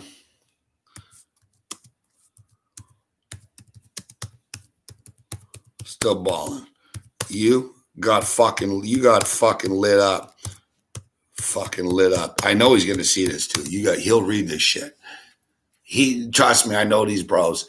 They kick back and they read this shit all night. Yo, bro, for a garbage player, funny, Josh Allen is still balling. You got fucking lit up by Devontae, by Adams all night. All night. Who's garbage? Who's garbage?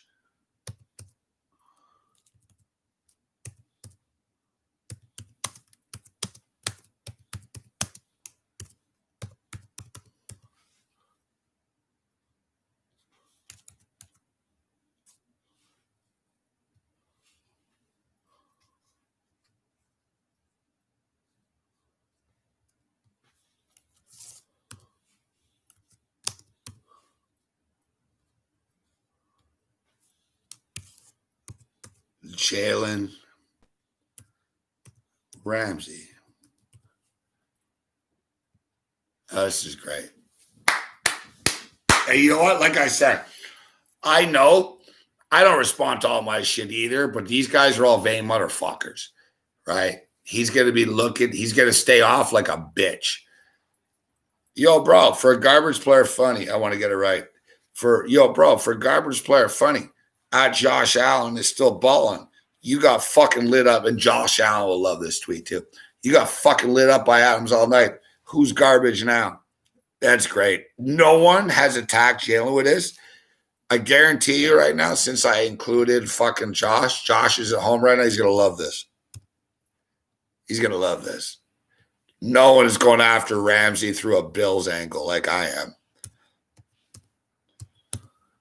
And I'm mad because fucking I love the Rams, man. The Rams are my fucking NFC fucking team. Jalen Ramsey, you bitched out. You cost us money today, bitch. Yo, bro, for a garbage player, funny. Josh Allen still you got fucking lit by us. Who's garbage now? LOL. Fucking dumpster. Garbage.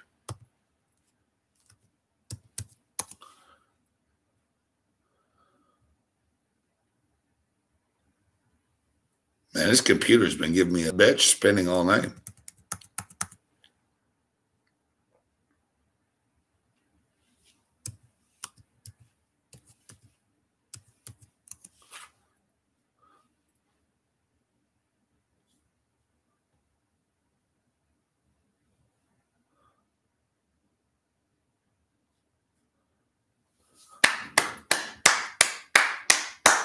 Yo, I'm telling you, I don't see one tweet of anyone from Bills Mafia attacking Jalen Ramsey. I remember what you said, Jalen Ramsey, about Josh Allen 4 years ago. You said he was garbage before he even threw a fucking snap, motherfucking bitch.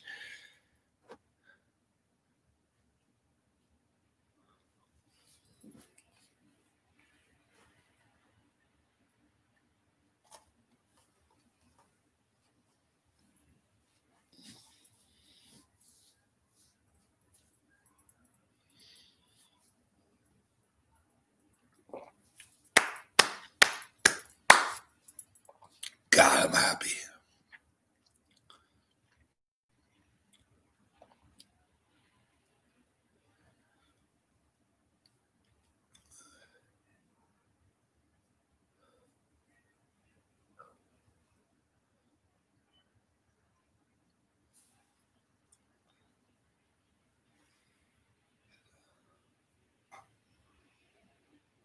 What's up, Bass?